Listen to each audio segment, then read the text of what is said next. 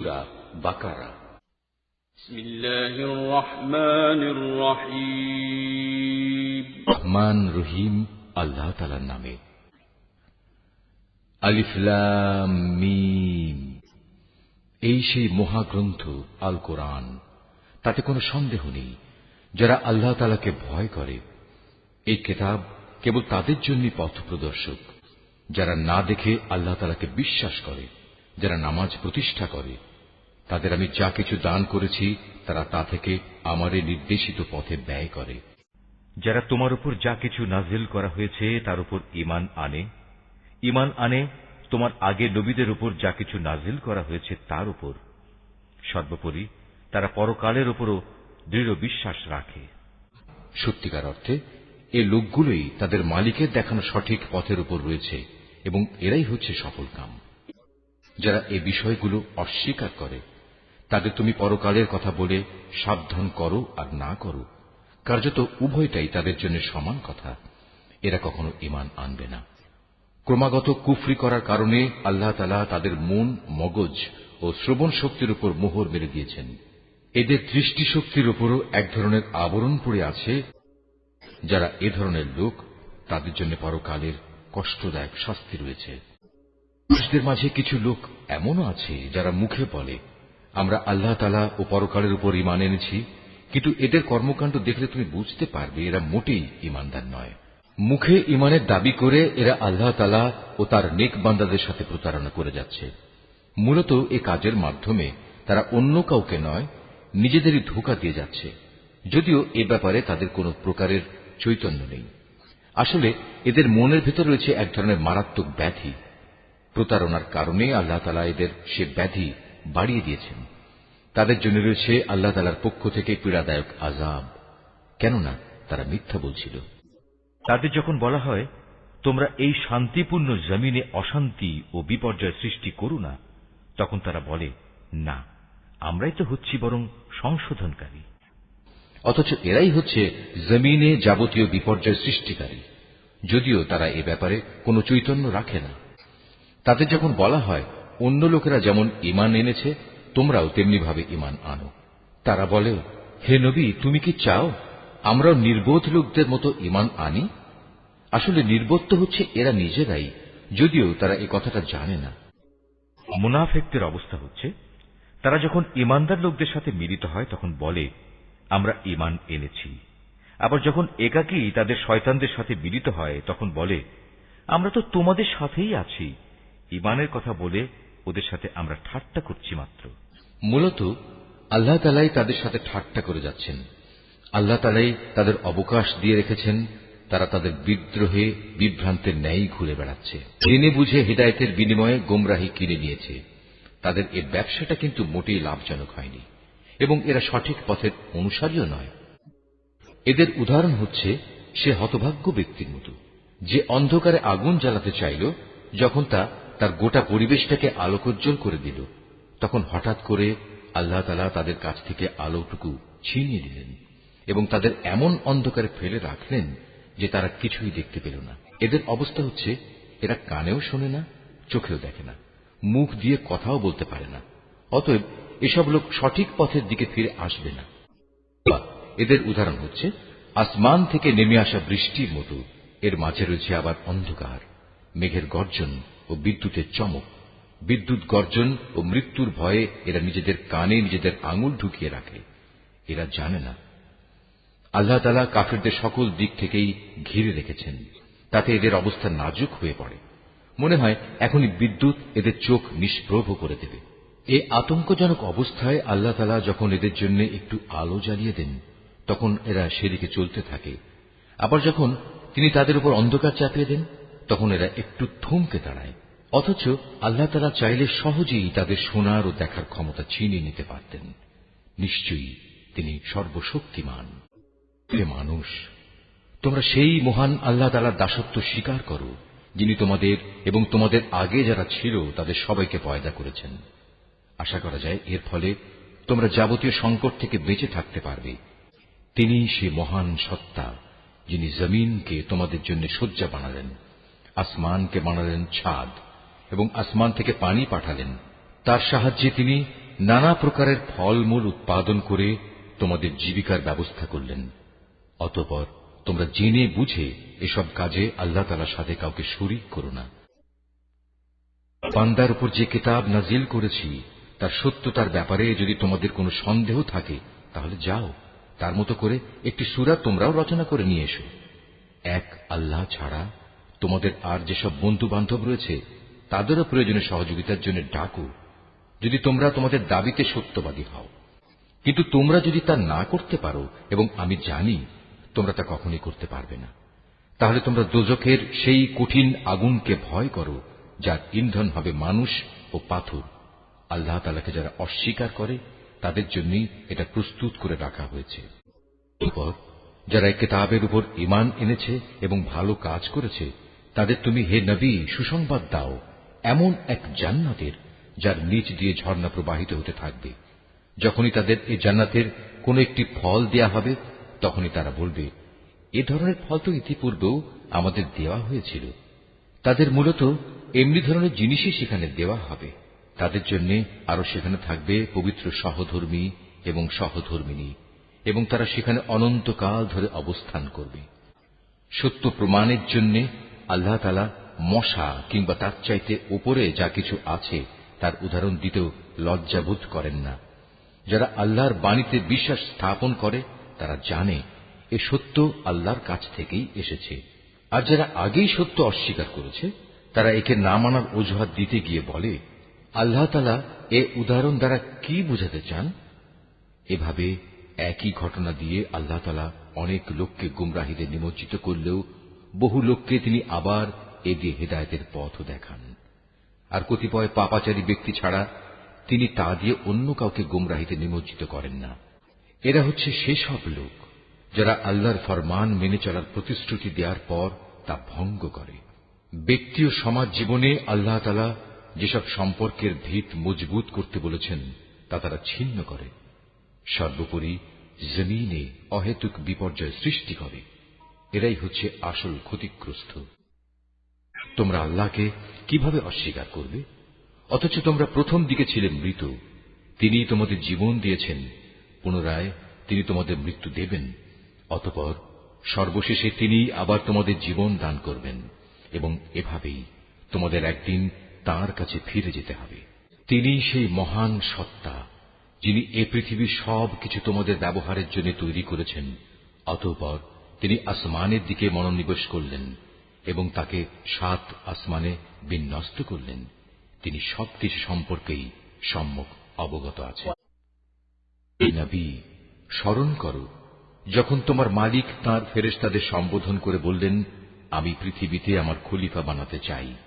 তারা বলল, তুমি কি এমন কাউকে খলিফা বানাতে চাও যে তোমার জমিনে বিশৃঙ্খলা ও বিপর্যয় সৃষ্টি করবে এবং স্বার্থের জন্য তারা রক্তপাত করবে? আমরাই তো তোমার প্রশংসা সহকারে তোমার তাসবিহ পড়ছি এবং প্রতিনিয়ত তোমার পবিত্রতা বর্ণনা করছি। আল্লাহ তাআলা বললেন, আমি যা জানি তোমরা তা জানো না। আল্লাহ তাআলা অতঃপর তাঁর খলিফা আদমকে প্রয়োজনীয় সব জিনিসের নাম শিখিয়ে দিলেন। পরে তিনি সেগুলো ফেরেশতাদের কাছে পেশ করে বললেন, তোমাদের আশঙ্কার ব্যাপারে তোমরা যদি সত্যবাদী হও তাহলে তোমরা আমাকে এর নামগুলো বলো তো। বলল, হে আল্লাহ তাআলা, তুমি পবিত্র, আমাদের তো এর বাইরে আর কিছুই জানা নেই যা তুমি আমাদের শিক্ষা দিয়েছ। তুমিই একমাত্র জ্ঞানী, একমাত্র কুশলী। আল্লাহ তাআলা এবার আদমকে বললেন, তুমি তাদের কাছে তাদের নামগুলো বলে দাও।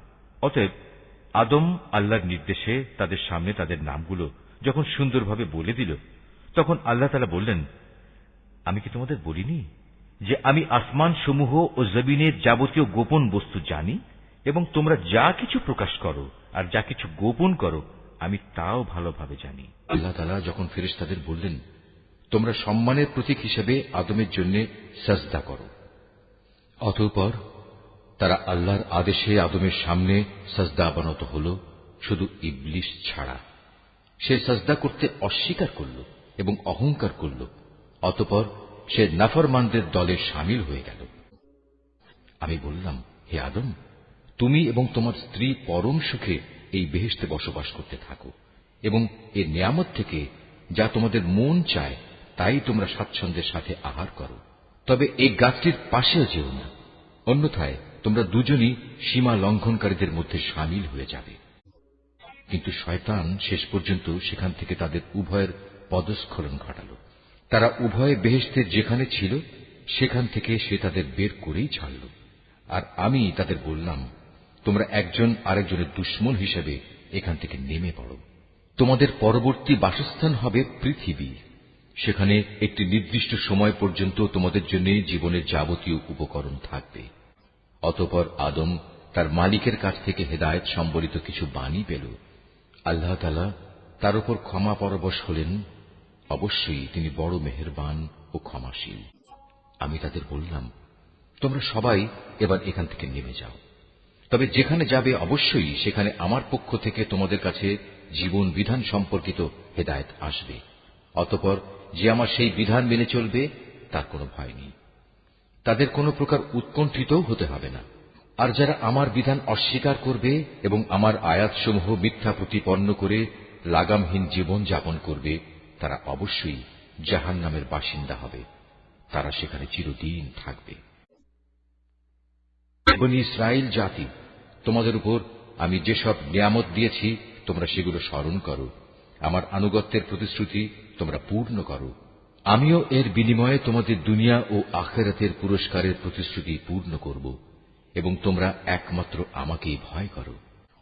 আমি মুহাম্মাদের কাছে যা কোরআন নাজিল করেছি তোমরা এর উপর ঈমান আনো। যা তোমাদের কাছে যা কিছু আছে তার সত্যায়নকারী। তোমরা কিছুতেই এর প্রথম অস্বীকারী হইও না এবং বৈষয়িক স্বার্থে সামান্য মূল্যে আমার আয়াত বিক্রি করো না এবং তোমরা শুধু আমাকেই ভয় করো। তোমরা মিথ্যা দিয়ে সত্যকে পোশাক পরিয়ে দিও না এবং সত্যকে জেনে বুঝে লুকিয়েও রেখো না। তোমরা নামাজ প্রতিষ্ঠা করো, যাকাত আদায় করো। যারা আমার সামনে অবনত হয় তাদের সাথে মিলে তোমরাও আমার আনুগত্য স্বীকার করো। তোমরা কি মানুষদের ভালো কাজের আদেশ করো এবং নিজেদের জীবনে তা বাস্তবায়নের কথা ভুলে যাও? অথচ তোমরা সবাই আল্লাহর কেতাব পড়ো, কিন্তু কেতাবের এ কথা তোমরা কি বোঝো না?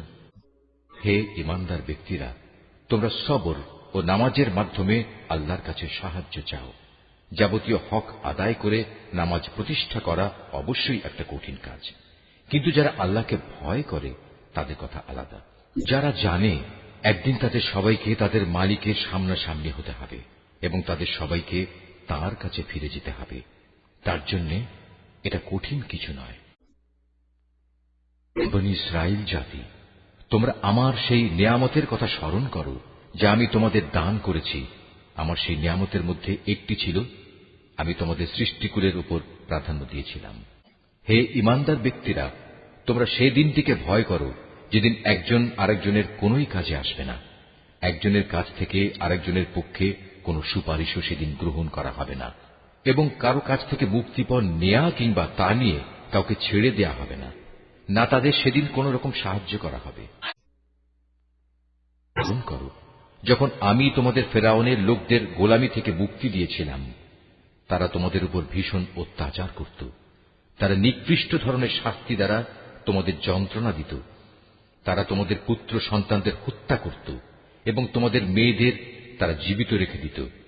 তোমাদের মালিকের পক্ষ থেকে এতে তোমাদের জন্য বড় একটা পরীক্ষা নিহিত ছিল।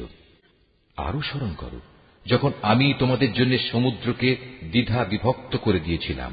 অতঃপর আমি তোমাদের সমূহ মৃত্যুর হাত থেকে বাঁচিয়ে দিয়েছিলাম এবং আমি ফেরাউন ও তার দলবলকে সমুদ্রে ডুবিয়ে দিয়েছিলাম। আর তোমরা তা তো নিজেরাই প্রত্যক্ষ করেছিলে। আরো স্মরণ করো যখন মূসাকে আমি বিশেষ একটি কাজে 40 রাত নির্ধারণ করে দিলাম। তার যাওয়ার পর তোমরা একটি বাছুরকে মাবুদ রূপে গ্রহণ করে নিলে। তোমরা এতে করে ভীষণ জুলুম করেছিলে। অতঃপর এ অপরাধ সত্ত্বেও আমি পুনরায় তোমাদের ক্ষমা করে দিয়েছি এ আশায় যে তোমরা আমার কৃতজ্ঞতা আদায় করবে। সে কথাও স্মরণ করো যখন আমি মূসাকে কেতাব ও ন্যায় অন্যায়ের পরককারী একটি মানদণ্ড দান করেছি, যাতে করে তোমরা হেদায়েতের পথে চলতে পারো। আরো স্মরণ করো মূসা যখন তার নিজ লোকদের কাছে এসে বলল, হে আমার জাতি, তোমরা আমার অবর্তমানে বাছুরকে মাবুদ হিসেবে গ্রহণ করে যে বড় রকমের জুলুম করেছ, তার জন্য অবিলম্বে আল্লাহর দরবারে তওবা করো এবং তোমরা তোমাদের নিজেদের শিরকে অভিশপ্ত নফস সমূহকে হত্যা করো। এর মাঝেই আল্লাহর কাছে তোমাদের জন্য কল্যাণ রয়েছে। অতঃপর আল্লাহ তাআলা তোমাদের উপর ক্ষমা পরবশ হবেন, কারণ তিনি বড়ই ক্ষমাশীল ও অনুগ্রহকারী। তোমরা যখন বলেছিলে, হে মুসা, আমরা আল্লাহকে প্রত্যক্ষভাবে না দেখলে কখনো তার উপর ঈমান আনব না, তখন এ ধৃষ্টতার শাস্তি হিসেবে মুহূর্তের মধ্যেই বজ্রের মতো এক গজব তোমাদের উপর নিপতিত হল, আর তোমরা তার দিকে চেয়েই থাকলে, কিছুই করতে পারলে না। অতঃপর এই ধ্বংসকর মৃত্যুর পর তোমাদের আমি পুনরায় জীবন দান করলাম, যাতে করে তোমরা আমার কৃতজ্ঞতা আদায় করতে পারো। আমি তোমাদের উপর মেঘের ছায়া দান করেছিলাম, মান এবং সালওয়া নামক খাবারও তোমাদের জন্য পাঠিয়েছিলাম। আমি তোমাদের বলেছিলাম, সেসব পবিত্র খাবার খাও যা আমি তোমাদের দিয়েছি, তা তোমরা উপভোগ করো। নিয়ামত অবজ্ঞা করে তারা আমার উপর কোনো অবিচার করেনি, বরং এর দ্বারা তারা নিজেরাই নিজেদের উপর জুলুম করেছে। স্মরণ করো, আমি যখন তোমাদের বলেছিলাম, তোমরা এই জনপদে ঢুকে পড়ো এবং তোমরা তার যেখান থেকেই ইচ্ছা স্বাচ্ছন্দ্যে আহার করো। দম্ভ সহকারে প্রবেশ না করে মাথা নত করে ঢুকো। তোমরা ক্ষমার কথা বলবে, আমিও তোমাদের ভুল ত্রুটিসমূহ ক্ষমা করে দেব, এবং যারা ভালো কাজ করে আমি এভাবেই তাদের পাওনার অঙ্ক বাড়িয়ে দেই। সুস্পষ্ট হিদায়াত সত্ত্বেও অতঃপর জালিমরা এমন কিছু ব্যাপার রদবদল করে ফেলল যা না করার জন্যই তাদের বলা হয়েছিল। আমিও এরপর যারা জুলুম করল তাদের উপর আসমান থেকে গজব নাজিল করলাম। মূলত এটা ছিল তাদের গুনার ফল। স্মরণ করো, যখন মুসা আমার কাছে তার জাতির লোকদের জন্য পানি চাইল, আমি তাকে বললাম, তোমার হাতের লাঠি দিয়ে তুমি এই পাথরে আঘাত করো। আঘাত করা মাত্রই সে পাথর থেকে 12টি পানির নহর উৎপন্ন হয়ে গেল। প্রত্যেক গোত্রই নিজ নিজ পানির ঘাট চিনে নিল। আমি বললাম, আল্লাহর দেয়া রিজিক থেকে তোমরা পানাহার করো, তবে কিছুতেই আমার জমিনে বিপর্যয় সৃষ্টি করে বেরিও না। করো, তোমরা যখন মুসাকে বলেছিলে, হে মুসা, প্রতিদিন একই ধরনের খাবারের উপর আমরা কিছুতেই আর ধৈর্য ধরতে পারব না, তুমি তোমার মালিকের কাছে বলো যেন তিনি কিছু ভূমিজাত দ্রব্য, তরিতরকারি, পেঁয়াজ, রসুন, ভুট্টা, ডাল উৎপাদন করেন। সে বলল, তোমরা কি আল্লাহর পাঠানো এই উৎকৃষ্ট জিনিসের সাথে একটি তুচ্ছ ধরনের জিনিসকে বদলে নিতে চাও? যদি তাই হয়, তাহলে তোমরা অন্য কোনো শহরে সরে পড়ো, যেখানে তোমাদের এসব জিনিস যা তোমরা চাইবে তা অবশ্যই পাওয়া যাবে। আল্লাহ তাআলার আদেশ অমান্য করার ফলে শেষ পর্যন্ত অপমান ও দারিদ্র্য তাদের উপর ছেয়ে গেল। আল্লাহর গজব দ্বারা তারা আক্রান্ত হয়ে গেল। এটা এ কারণে যে এরা ক্রমাগত আল্লাহর আয়াতকে অস্বীকার করতে থাকল এবং আল্লাহর নবীদের অন্যায়ভাবে হত্যা করতে থাকল। আর এসব কিছু এজন্যই ছিল যে তারা আল্লাহর সাথে নাফরমানি ও সীমা লঙ্ঘন করছিল। যারা ঈমান আনে, তারা খ্রিস্টান হোক, ইহুদি হোক কিংবা সাবি হোক, তারাই হবে মুসলমান।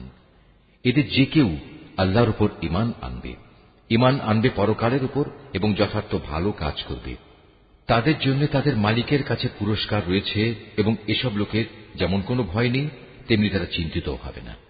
স্মরণ করো, যখন আমি তোমাদের কাছ থেকে প্রতিশ্রুতি নিয়েছিলাম যে তোমরা তাওরাত মেনে চলবে, এবং তুর পাহাড়কে আমি তোমাদের উপর তুলে ধরে বলেছিলাম, যে কিতাব তোমাদের আমি দান করেছি তা শক্তভাবে আঁকড়ে ধরো এবং তাতে যা কিছু আছে তা স্মরণ রেখো। এই উপায়ে তোমরা হয়তো শয়তান থেকে নিজেদের বাঁচাতে পারবে। অতঃপর তোমরা এ ওয়াদা থেকে ফিরে গেলে, কিন্তু তা সত্ত্বেও আমার অনুদান ও রহমত যদি তোমাদের উপর না থাকত, তাহলে তোমরা অবশ্যই ধ্বংস হয়ে যেতে। তোমরা তো ভালো করেই তাদের জানো যারা তোমাদের মধ্যে শনিবারে আল্লাহর আদেশ লঙ্ঘন করেছে। অতঃপর আমি তাদের শুধু এটুকুই বলেছি, যাও, এবার তোমরা সবাই অপমানিত বানরে পরিণত হয়ে যাও। এই ঘটনাকে আমি সেসব মানুষদের যারা তখন সেখানে মজুদ ছিল, আরো যারা পরে আসবে, তাদের সবার জন্য একটি দৃষ্টান্তমূলক ঘটনা বানিয়ে দিয়েছি। যারা আল্লাহকে ভয় করে এমন লোকদের জন্য এই ঘটনা ছিল একটি উপদেশ।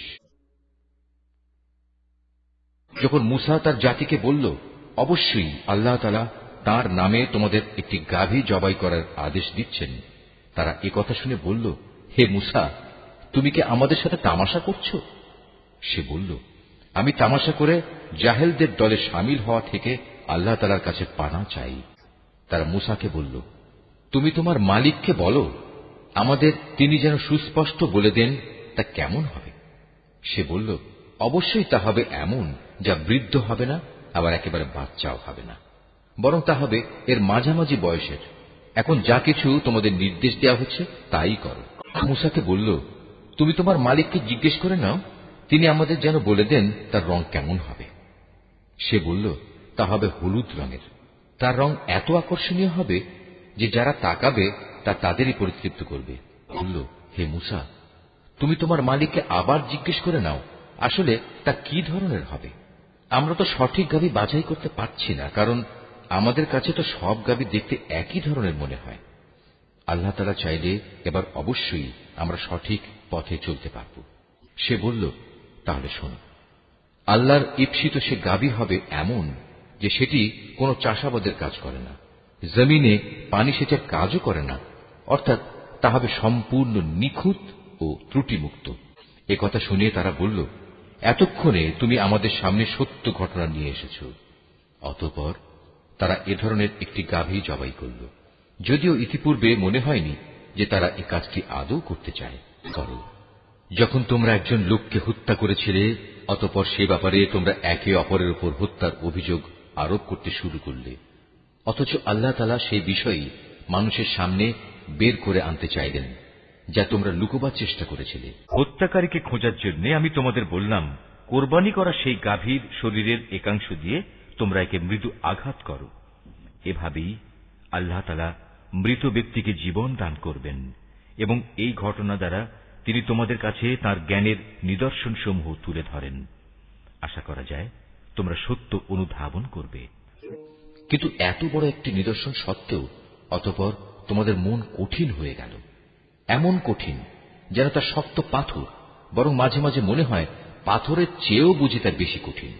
কেননা কিছু পাথর এমন আছে যা থেকে মাঝে মাঝে ঝর্ণাধারা নির্গত হয়, আবার কোনো কোনো সময় তা বিদীর্ণ হয়ে ফেটেও যায় এবং তা থেকে পানির ফোয়ারাও বেরিয়ে আসে। অবশ্য এর মধ্যে থেকে এমন কিছু পাথর আছে যা আল্লাহর ভয়ে ধসে পড়ে। আল্লাহ তাআলা তোমাদের কার্যকলাপ সম্পর্কে মোটেই গাফেল নন। ঈমানদার লোকেরা, এরপরেও তোমরা কি এই আশা পোষণ করো যে এরা তোমাদের সাথে তোমাদের দ্বীনের জন্য ঈমান আনবে? অথচ এদের একাংশ যুগ যুগ ধরে আল্লাহর কিতাব শুনে আসছে, অতঃপর তারা তাকে বিকৃত করছে, অথচ এরা ভালো করেই তা জানে। হচ্ছে এরা যখন ঈমানদারদের সাথে সাক্ষাৎ করে তখন বলে, আমরা ঈমান এনেছি, কিন্তু এরাই আবার যখন গোপনে একে অপরের সাথে মিলিত হয় তখন বলে, তোমরা কি মুসলমানদের কাছে সেসব কথা প্রকাশ করে দাও যা আল্লাহ তাআলা মুহাম্মদের নবুয়ত সম্পর্কে আগেই তাওরাতে তোমাদের উপর ব্যক্ত করেছেন। খবরদার, তোমরা এমনটি কখনো করো না, তাহলে তারা একদিন তোমাদের মালিকের সামনে এটা দিয়েই তোমাদের বিরুদ্ধে সাক্ষ্য উত্থাপন করবে। তোমরা কি এটুকু কথাও বুঝতে পারো না? এরা কি জানে না আল্লাহর কিতাবে যা কিছু এরা গোপন করে, আবার নিজেদের স্বার্থে তারা যা প্রকাশ করে তা সবই আল্লাহ তাআলা জানেন। এদের আরেকটি দল যারা একান্ত অশিক্ষিত নিরক্ষর, এরা আল্লাহর কিতাব সম্পর্কে কিছুই জানে না। আল্লাহর কিতাব যেন এদের কাছে একটি নিছক ধ্যান ধারণা সর্বস্ব পুস্তক মাত্র। এরা শুধু অমূলক ধারণাই করে থাকে। সেসব লোকের জন্য ধ্বংস অনিবার্য যারা হাত দিয়ে কিতাব লিখে নেয়, তারপর দুনিয়ার সামনে বলে এগুলো হচ্ছে আল্লাহ তাআলার পক্ষ থেকে অবতীর্ণ শরীয়তের বিধান। তাদের উদ্দেশ্য হচ্ছে যেন তা দিয়ে দুনিয়ার কিছু স্বার্থ তারা কিনে নিতে পারে। অতঃপর তাদের হাত যা কিছু রচনা করেছে তার জন্য তাদের ধ্বংস ও দুর্ভোগ, যা কিছু তারা উপার্জন করেছে তার জন্য তাদের দুর্ভোগ। নির্বোধ লোকেরা বলে, জাহান্নামের আগুন কখনোই আমাদের স্পর্শ করবে না, একান্ত যদি করেও তা হবে নির্দিষ্ট কয়েকটা দিনের জন্য মাত্র। হে নবী, তুমি তাদের বলো, তোমরা কি আল্লাহর কাছ থেকে এমন কোন প্রতিশ্রুতি আদায় করে নিয়েছ? আল্লাহ তাআলা তো কখনো তার প্রতিশ্রুতি ভঙ্গ করেন না। না তোমরা জেনে বুঝেই আল্লাহ তাআলা সম্পর্কে এমন সব কথা বলে বেড়াচ্ছ যা তোমরা নিজেরাই জানো না। হ্যাঁ, যে কোনো ব্যক্তি স্বেচ্ছায় অপরাধ করেছে এবং যাকে তার পাপ ঘিরে রেখেছে, এমন লোকেরাই হচ্ছে জাহান্নামের অধিবাসী এবং সেখানে তারা চিরদিন অবস্থান করবে। আবার যারাই আল্লাহর উপর ঈমান আনবে এবং ভালো কাজ করবে তারা বেহেশতবাসী হবে তারা সেখানে চিরদিন থাকবে। যখন আমি বনী ইসরায়েলদের কাছ থেকে এ মর্মে প্রতিশ্রুতি নিয়েছিলাম যে তোমরা আল্লাহ তাআলা ছাড়া অন্য কারো ইবাদত করবে না এবং মাতা পিতার সাথে সৎ ব্যবহার করবে, আত্মীয় স্বজন, এতিম মিসকিনদের সাথে ভালো ব্যবহার করবে, মানুষদের সুন্দর কথা বলবে, নামাজ প্রতিষ্ঠা করবে, যাকাত প্রদান করবে, কিন্তু এ সত্ত্বেও তোমাদের মধ্যে সামান্য কিছু সংখ্যক লোক ছাড়া অধিকাংশই অতঃপর সেদিন ফিরে গেছ। এভাবেই তোমরা প্রতিশ্রুতি থেকে মুখ ফিরিয়ে নিয়েছিলে। তোমাদের কাছ থেকে আমি এ প্রতিশ্রুতিও নিয়েছিলাম যে তোমরা কেউ কারো রক্তপাত করবে না এবং নিজেদের লোকদের তাদের ঘর বাড়ি থেকে উচ্ছেদ করবে না। অতঃপর তোমরা তা স্বীকার করে নিয়েছিলে। তোমরা তো নিজেরাই এ সাক্ষ্য দিচ্ছ। এই তো হচ্ছে তোমরা একে অপরকে তোমরা হত্যা করতে লাগলে। তোমাদের এক দলকে তোমরা তাদের ভিটে মাটি থেকে বিতাড়িত করে দিতে লাগলে। অন্যায় এবং জুলুম দ্বারা জালেমদের তোমরা তাদের উপর পৃষ্ঠপোষকতা করতে থাকলে। শুধু তাই নয়, কোন লোক যুদ্ধবন্দী হয়ে তোমাদের কাছে এলে তোমরা তাদের জন্য মুক্তিপণ দাবি করো, অথচ তাদের ঘরবাড়ি থেকে উচ্ছেদ করাটাই ছিল তোমাদের উপর অবৈধ কাজ এবং আল্লাহ তাআলাকে দেয়া প্রতিশ্রুতির লঙ্ঘন। তোমরা কি তাহলে আল্লাহর কিতাবের একাংশ বিশ্বাস করো এবং আরেকাংশ অবিশ্বাস করো? সাবধান, কখনো যদি কোনো জাতি কিংবা ব্যক্তি দ্বীনের অংশ বিশেষের উপর ঈমান আনয়নের এ আচরণ করে, তাদের শাস্তি এছাড়া আর কি হবে? যে পার্থিব জীবনে তাদের লাঞ্ছনা ভোগ করতে হবে, তাদের পরকালেও কঠিনতম আযাবের দিকে নিক্ষেপ করা হবে। তোমরা প্রতিনিয়ত যা করছো, আল্লাহ তাআলা সে সব কিছু থেকে মোটেও উদাসীন নন। বস্তুত এই লোকেরা আখিরাতের স্থায়ী জীবনের বিনিময়ে দুনিয়ার অস্থায়ী জীবন খরিদ করে নিয়েছে।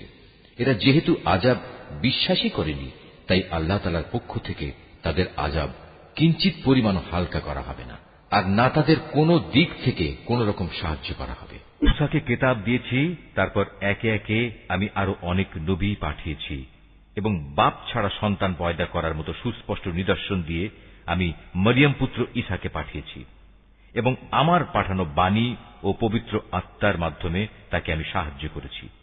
অথচ যখনই তোমাদের কাছে আল্লাহর কোন নবী আসত, তোমাদের মনোপুত না হলে তোমরা অহংকারের বশবর্তী হয়ে তাদের অস্বীকার করেছ। তাদের কাউকে তোমরা মিথ্যাবাদী বলেছ, আবার তাদের একদলকে তোমরা হত্যাও করেছ। তারা বলে, হেদায়েতের জন্য আমাদের মন ও তার দরজা বন্ধ হয়ে আছে। আসলে আল্লাহ তাআলাকে তাদের ক্রমাগত অস্বীকার করার কারণে তিনি তাদের উপর অভিসম্পাত করেছেন। অতঃপর তাদের সামান্য পরিমাণ লোকই আল্লাহর উপর ঈমান এনেছে। উনি তাদের কাছে আল্লাহর কাছ থেকে কিতাব নাজিল হল, যা তাদের কাছে মজুদ কিতাবের সত্যতা স্বীকার করে। তাছাড়া এর আগে তারা নিজেরাই সমাজের অন্যান্য কাফেরদের উপর বিজয়ী হওয়ার জন্য এই কিতাব ও তার বাহকের আগমন কামনা করেছিল। কিন্তু আজ যখন তা তাদের কাছে এলো এবং যা তারা যথাযথ চিনতেও পারল, তাই তারা অস্বীকার করল। যারা আল্লাহর কিতাব অস্বীকার করে, তাদের উপর আল্লাহর অভিসম্পাত নাজিল হোক। কত নিকৃষ্ট বস্তু সেটি, যার বিনিময়ে তারা তাদের নিজেদের মন প্রাণ বিক্রয় করে দিয়েছে। শুধু গোঁড়ামির বশবর্তী হয়েই তারা আল্লাহর নাজিল করা বিধান অস্বীকার করেছে, শুধু এ কারণে যে আল্লাহ তাআলা তার বান্দাদের মধ্যে থেকে যাকে চান তাকে নবুয়ত দিয়ে অনুগ্রহ করেন। তাদের এ কুফরির ফলে তারা ক্রোধের উপর ক্রোধে আক্রান্ত হল। আর কাফেরদের জন্য তো এমনই অপমানজনক শাস্তি রয়েছে। বলা হয়, আল্লাহ তাআলা যা কিছু নাজিল করেছেন তার উপর ঈমান আনো। তারা বলে, আমরা তো শুধু সেসব কিছুর উপর ঈমান আনি যা আমাদের বনী ইসরাইল জাতির উপর নাজিল করা হয়েছে। এর বাইরে যা তারা অস্বীকার করে, অথচ তা একান্ত সত্য, তা তাদের কাছে নাজিল করা আল্লাহর কথাগুলোকেও সত্য বলে স্বীকার করে। হে নবী, তুমি বলো, তোমরা যদি বিশ্বাসী হও তাহলে আল্লাহর নবীদের ইতিপূর্বে তোমরা কেন হত্যা করেছিলে? তোমাদের কাছে তো একসময় সুস্পষ্ট নিদর্শন সহকারে মূসাও নবী হয়ে এসেছিল, অথচ তার সামান্য কয়েকদিনের অনুপস্থিতির পরেই তোমরা একটি বাছুরকে মাবুদ হিসেবে গ্রহণ করে নিলে। কত বড় জালেম ছিলে তোমরা! আরো স্মরণ করো, যখন আমি তোমাদের কাছ থেকে একটি প্রতিশ্রুতি আদায় করেছিলাম, তোমাদের মাথার উপর তুর পাহাড় তুলে ধরে আমি বলেছিলাম, যা কিছু বিধি বিধান আমি তোমাদের দিয়েছি তা শক্ত করে আঁকড়ে ধরো এবং আমার কথাগুলো শুনো। এর জবাবে তারা মুখে তো বলল, হ্যাঁ, আমরা তোমার কথা শুনেছি, কিন্তু বাস্তব জীবনে তা অস্বীকার করে বলল, আমরা তা অমান্য করলাম। আসলে আল্লাহ তাআলাকে তাদের অস্বীকার করার কারণে সেই বাছুরকে মাবুদ বানানোর নেশা তখনও তাদের মনকে আকৃষ্ট করে রেখেছিল।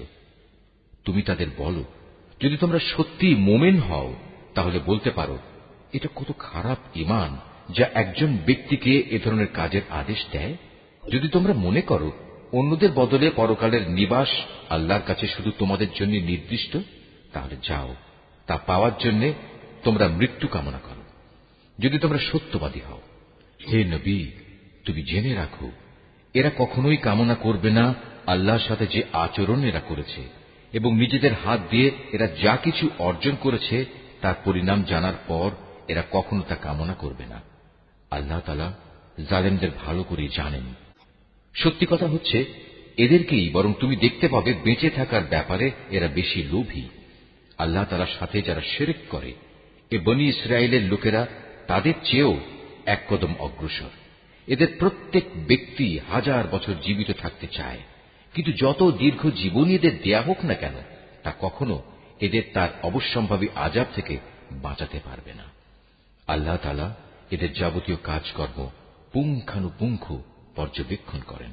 হে নবী, তুমি বলো, কে সে ব্যক্তি যে জিব্রাইলের শত্রু হতে পারে, অথচ সে তো আল্লাহর আদেশে আল্লাহর বাণীসমূহ তোমার অন্তঃকরণে নাজিল করে দেয়, তাও এমন এক বাণী যা তাদের কাছে মজুদ বিষয়সমূহের সত্যতা স্বীকার করে। সর্বোপরি এ হচ্ছে মুমিনদের জন্য সুসংবাদবাহী গ্রন্থ। আল্লাহর শত্রু তার বাণীবাহক ফেরেশতার ও নবী রসুলের শত্রু জিব্রাইলের ও মিকাইলের, তারা একদিন এ কথাটা বুঝতে পারবে। স্বয়ং আল্লাহ তাআলাই হচ্ছেন কাফেরদের বড় শত্রু। আমি তোমার কাছে সুস্পষ্ট নিদর্শন পাঠিয়েছি, পাপী ব্যক্তিরা ছাড়া এ সব কিছু কেউই অস্বীকার করতে পারে না। কিংবা যখনই তারা আল্লাহর সাথে কোনো ওয়াদা করেছে তখনই তাদের এক দল তা ভঙ্গ করেছে। আসলে তাদের অধিকাংশই ঈমানদার ছিল না। যখনই তাদের কাছে আল্লাহর পক্ষ থেকে কোনো নবী আসে এবং যে তাদের কাছে আগের কিতাবে যেসব কথা মজুদ রয়েছে তার সত্যতা স্বীকার করে, তখনই সেই আগের কিতাবের ধারকদের একটি দল পূর্ববর্তী কিতাবের কথাগুলো এমনভাবে তাদের পেছনের দিকে ফেলে দিল যেন তারা এ ব্যাপারে কিছুই জানে না। আল্লাহর প্রতি অবজ্ঞা প্রদর্শন করেই এরা ক্ষান্ত হয়নি। জাদু মন্ত্রের এমন কিছু জিনিসও এরা অনুসরণ করতে শুরু করল যা শয়তান কর্তৃক সুলাইমান নবীর রাজত্বের সময় সমাজে চালু করা হয়েছিল। সত্য কথা হচ্ছে, সুলাইমান কখনো জাদুকে আল্লাহ বিরোধী কাজে ব্যবহার করে আল্লাহকে অস্বীকার করেনি। আল্লাহকে তো অস্বীকার করেছে সেসব অভিশপ্ত শয়তান যারা মানুষকে জাদুমন্ত্র শিক্ষা দিয়েছে। জাদু পাগল মানুষদের পরীক্ষার উদ্দেশ্যে আল্লাহ তাআলা হারুত মারুত নামে যে দুজন ফেরেশতাকে ব্যাবিলনে পাঠিয়েছেন, আল্লাহর সেই দুজন ফেরেশতা কাউকে যখনই এ বিষয়ের শিক্ষা দিত, প্রথমেই তারা এ কথাটা তাদের বলে দিত, আমরা তো হচ্ছি আল্লাহর পরীক্ষা মাত্র, অতএব কোন অবস্থায় তুমি এ বিদ্যা দিয়ে আল্লাহ তাআলাকে অস্বীকার করো না। এ সত্ত্বেও তারা তাদের কাছ থেকে এমন কিছু বিদ্যা শিখে নিয়েছিল যা দিয়ে এরা স্বামী স্ত্রীর মাঝে বিচ্ছেদের সৃষ্টি করত, যদিও আল্লাহর ইচ্ছা ছাড়া কোনো দিনই কেউ কারো সামান্যতম ক্ষতিও সাধন করতে পারবে না। তারা মূলত এমন কিছু শেখে যা তাদের কোনো উপকার যেমন করতে পারে না, তেমনি তা তাদের কোনো ক্ষতিও করতে পারে না। তারা যদি জানত শ্রম ও অর্থ দিয়ে যা তারা কিনে নিয়েছে পরকালে তার কোনো মূল্য নেই, তারা নিজেদের জীবনের পরিবর্তে যা ক্রয় করে নিয়েছে তা সত্যি নিকৃষ্ট। কত ভালো হতো যদি তারা কথাটা জানত। তারা যদি আল্লাহর উপর ঈমান আনত এবং তাঁকেই ভয় করত, তাহলে আল্লাহর পক্ষ থেকে তারা উৎকৃষ্টতম পুরস্কার পেত। কত ভালো হতো যদি তারা এটা অনুধাবন করত। হে ঈমানদার ব্যক্তিরা, ধৃষ্টতার সাথে কখনো বলো না, হে নবী, তুমি আমাদের কথা শোনো, বরং তার দৃষ্টি আকর্ষণ করার জন্য বলো, হে নবী, আমাদের প্রতি লক্ষ্য করো, এবং তোমরা সর্বদা তার কথা শুনবে। মনে রাখবে, যারা তার কথা অমান্য করে তাদের জন্য অত্যন্ত বেদনাদায়ক শাস্তি রয়েছে। আসলে এই আহলে কিতাব কিংবা যারা আল্লাহর সাথে প্রকাশ্য শিরক করে তারা কেউই এটা পছন্দ করে না যে তোমার কাছে তোমার মালিকের পক্ষ থেকে নবুয়তের মতো কোনো ভালো কিছু নাজিল হোক। কিন্তু তারা জানে না আল্লাহ তাআলা যাকে চান তাকেই তার অনুগ্রহে বিশেষভাবে বেছে নেন। আল্লাহ তাআলা অত্যন্ত অনুগ্রহশীল। আমি যখন কোন আয়াত বাতিল করে দেই বা বিশেষ কারণে মানুষদের তা ভুলিয়ে দিতে চাই, তখন তার জায়গায় তার চেয়ে উৎকৃষ্ট কিংবা তারই মতো কোনো আয়াত এনে হাজির করি। তুমি কি জানো না আল্লাহ তাআলা সবকিছুর উপর ক্ষমতাবান? কেননা আসমান সমূহ ও জমিনের সার্বভৌমত্ব একমাত্র আল্লাহ তাআলার জন্যই নির্দিষ্ট। তিনি ছাড়া তোমাদের কোনো বন্ধু নেই, কোনো সাহায্যকারীও নেই। তোমরা কি তোমাদের নবীর কাছে সে ধরনের উদ্ভট প্রশ্ন করতে চাও যিনি তোমাদের আগে মুসাকে করা হয়েছিল? কেউ যদি ঈমানকে কুফরির সাথে বদল করে নেয়, অবশ্যই সে ব্যক্তি সোজা পথ থেকে গোমরা হয়ে যাবে। আহলে কিতাবদের অনেকেই বিদ্বেষের কারণে চাইবে যেভাবেই হোক তোমাদের ঈমানের আলোর বদলে আবার সেই কুফরির অন্ধকারে ফিরিয়ে নিতে। এমনকি সত্য তাদের কাছে স্পষ্ট হয়ে যাওয়ার পরও তারা এ পথ থেকে বিরত হবে না। অতএব তাদের ব্যাপারে আল্লাহর সিদ্ধান্ত আসা পর্যন্ত তোমরা ক্ষমার নীতি অবলম্বন করো এবং তাদের সাথে ভালো ব্যবহার করো। আল্লাহ তাআলা সব কিছুর উপর অবশ্যই ক্ষমতাশালী। তোমরা নামাজ প্রতিষ্ঠা করো এবং যাকাত আদায় করো। এর মাধ্যমে যেসব নেকি তোমরা আল্লাহর কাছে অগ্রিম পাঠাবে, তার কাছে এর সবই তোমরা মজুদ পাবে। তোমরা যা কিছুই করো আল্লাহ তাআলা অবশ্যই এর সব কিছু দেখতে পান। তারা বলে ইহুদি ও খ্রিস্টান ছাড়া আর কেউই বেহেশতে যাবে না। আসলে এটা হচ্ছে তাদের মিথ্যা কল্পনা। তুমি হে নবী বলো, যদি তোমরা সত্যবাদী হও তাহলে তোমাদের দলিল প্রমাণ নিয়ে এসো। তবে হ্যাঁ, যে কোনো ব্যক্তি আল্লাহর সামনে নিজের সত্তাকে সমর্পণ করে দেবে এবং সে হবে অবশ্যই একজন নেককার মানুষ। তার জন্য তার মালিকের কাছে এর বিনিময় রয়েছে। তাদের কোনো ভয় ভীতি নেই, আর না সেদিন তাদের চিন্তান্বিত হতে হবে। ইহুদিরা বলে খ্রিস্টানরা কোনো কিছুর উপর প্রতিষ্ঠিত নয়, খ্রিস্টানরা বলে ইহুদিরা কোনো কিছুর উপর প্রতিষ্ঠিত নয়। অথচ এদের অবস্থা হচ্ছে এরা উভয়ই আল্লাহর কিতাব পাঠ করে, আদৌ আল্লাহর কিতাবের কোনো কিছুই জানে না। এমন লোকেরা আবার এদের উভয় সম্পর্কে একই ধরনের কথা বলে। তারা যে বিষয়ে মতবিরোধ করছে আল্লাহ তাআলা শেষ বিচারের দিনে সে বিষয়ে তাদের মাঝে মীমাংসা করে দেবেন। সে ব্যক্তির চেয়ে বড় জালেম আর কে আছে যে ব্যক্তি আল্লাহর ঘর মসজিদে তার নাম স্মরণ করতে বাধা দেয় এবং তার ধ্বংস সাধনে সচেষ্ট হয়। এ ধরনের লোকদের বস্তুত তাতে ঢোকার কোনো যোগ্যতাই নেই। তবে একান্ত ভীত সন্ত্রস্তভাবে ঢুকলে তা ভিন্ন কথা। তাদের জন্য পৃথিবীতে যেমন অপমান লাঞ্ছনা রয়েছে, তেমনি রয়েছে পরকালে কঠিনতম শাস্তি। এরা কেবলা বদলের ব্যাপারেও মতবিরোধ করেছিল, অথচ পূর্ব পশ্চিম সবই তো আল্লাহ তাআলার। তাছাড়া তোমরা যেদিকেই মুখ ফিরাবে সেদিকেই তো আল্লাহ তাআলা রয়েছেন। আল্লাহ তাআলা সর্বব্যাপী এবং জ্ঞানী। খ্রিস্টান লোকেরা বলে আল্লাহ তাআলা অমুককে নিজের সন্তান রূপে গ্রহণ করেছেন, অথচ যাবতীয় পবিত্রতা একান্তভাবে তাঁর। তিনি এ সব কিছুর অনেক ঊর্ধ্বে। আসমান সমূহ ও জমিনের সব কিছুই তাঁর জন্য, এর প্রতিটি বস্তুই তাঁর একান্ত অনুগত। আসমান সমূহ ও জমিনের তিনিই স্রষ্টা। যখন তিনি কোনো একটি বিষয়ের সিদ্ধান্ত করেন সে ব্যাপারে শুধু এটুকুই বলেন হও, আর সাথে সাথে এটা হয়ে যায়। যারা সঠিক কথা জানে না তারা বলে আল্লাহ তাআলা নিজে আমাদের সাথে কথা বলেন না কেন, অথবা এমন কোন নিদর্শন আমাদের কাছে কেন পাঠান না যার মাধ্যমে আমরা তাকে দেখতে পাব। এদের আগের লোকেরাও এদের মতো করেই কথা বলত। এদের সবার মন আসলে একই ধরনের। আল্লাহকে যারা দৃঢ়ভাবে বিশ্বাস করে আমি তাদের জন্য আমার নিদর্শন সমূহ সুস্পষ্ট করে পেশ করে দিয়েছি। অবশ্যই আমি তোমাকে সত্য দ্বীন সহ পাঠিয়েছি আযাবের ভীতি প্রদর্শনকারী ও জান্নাতের সুসংবাদবাহী হিসেবে।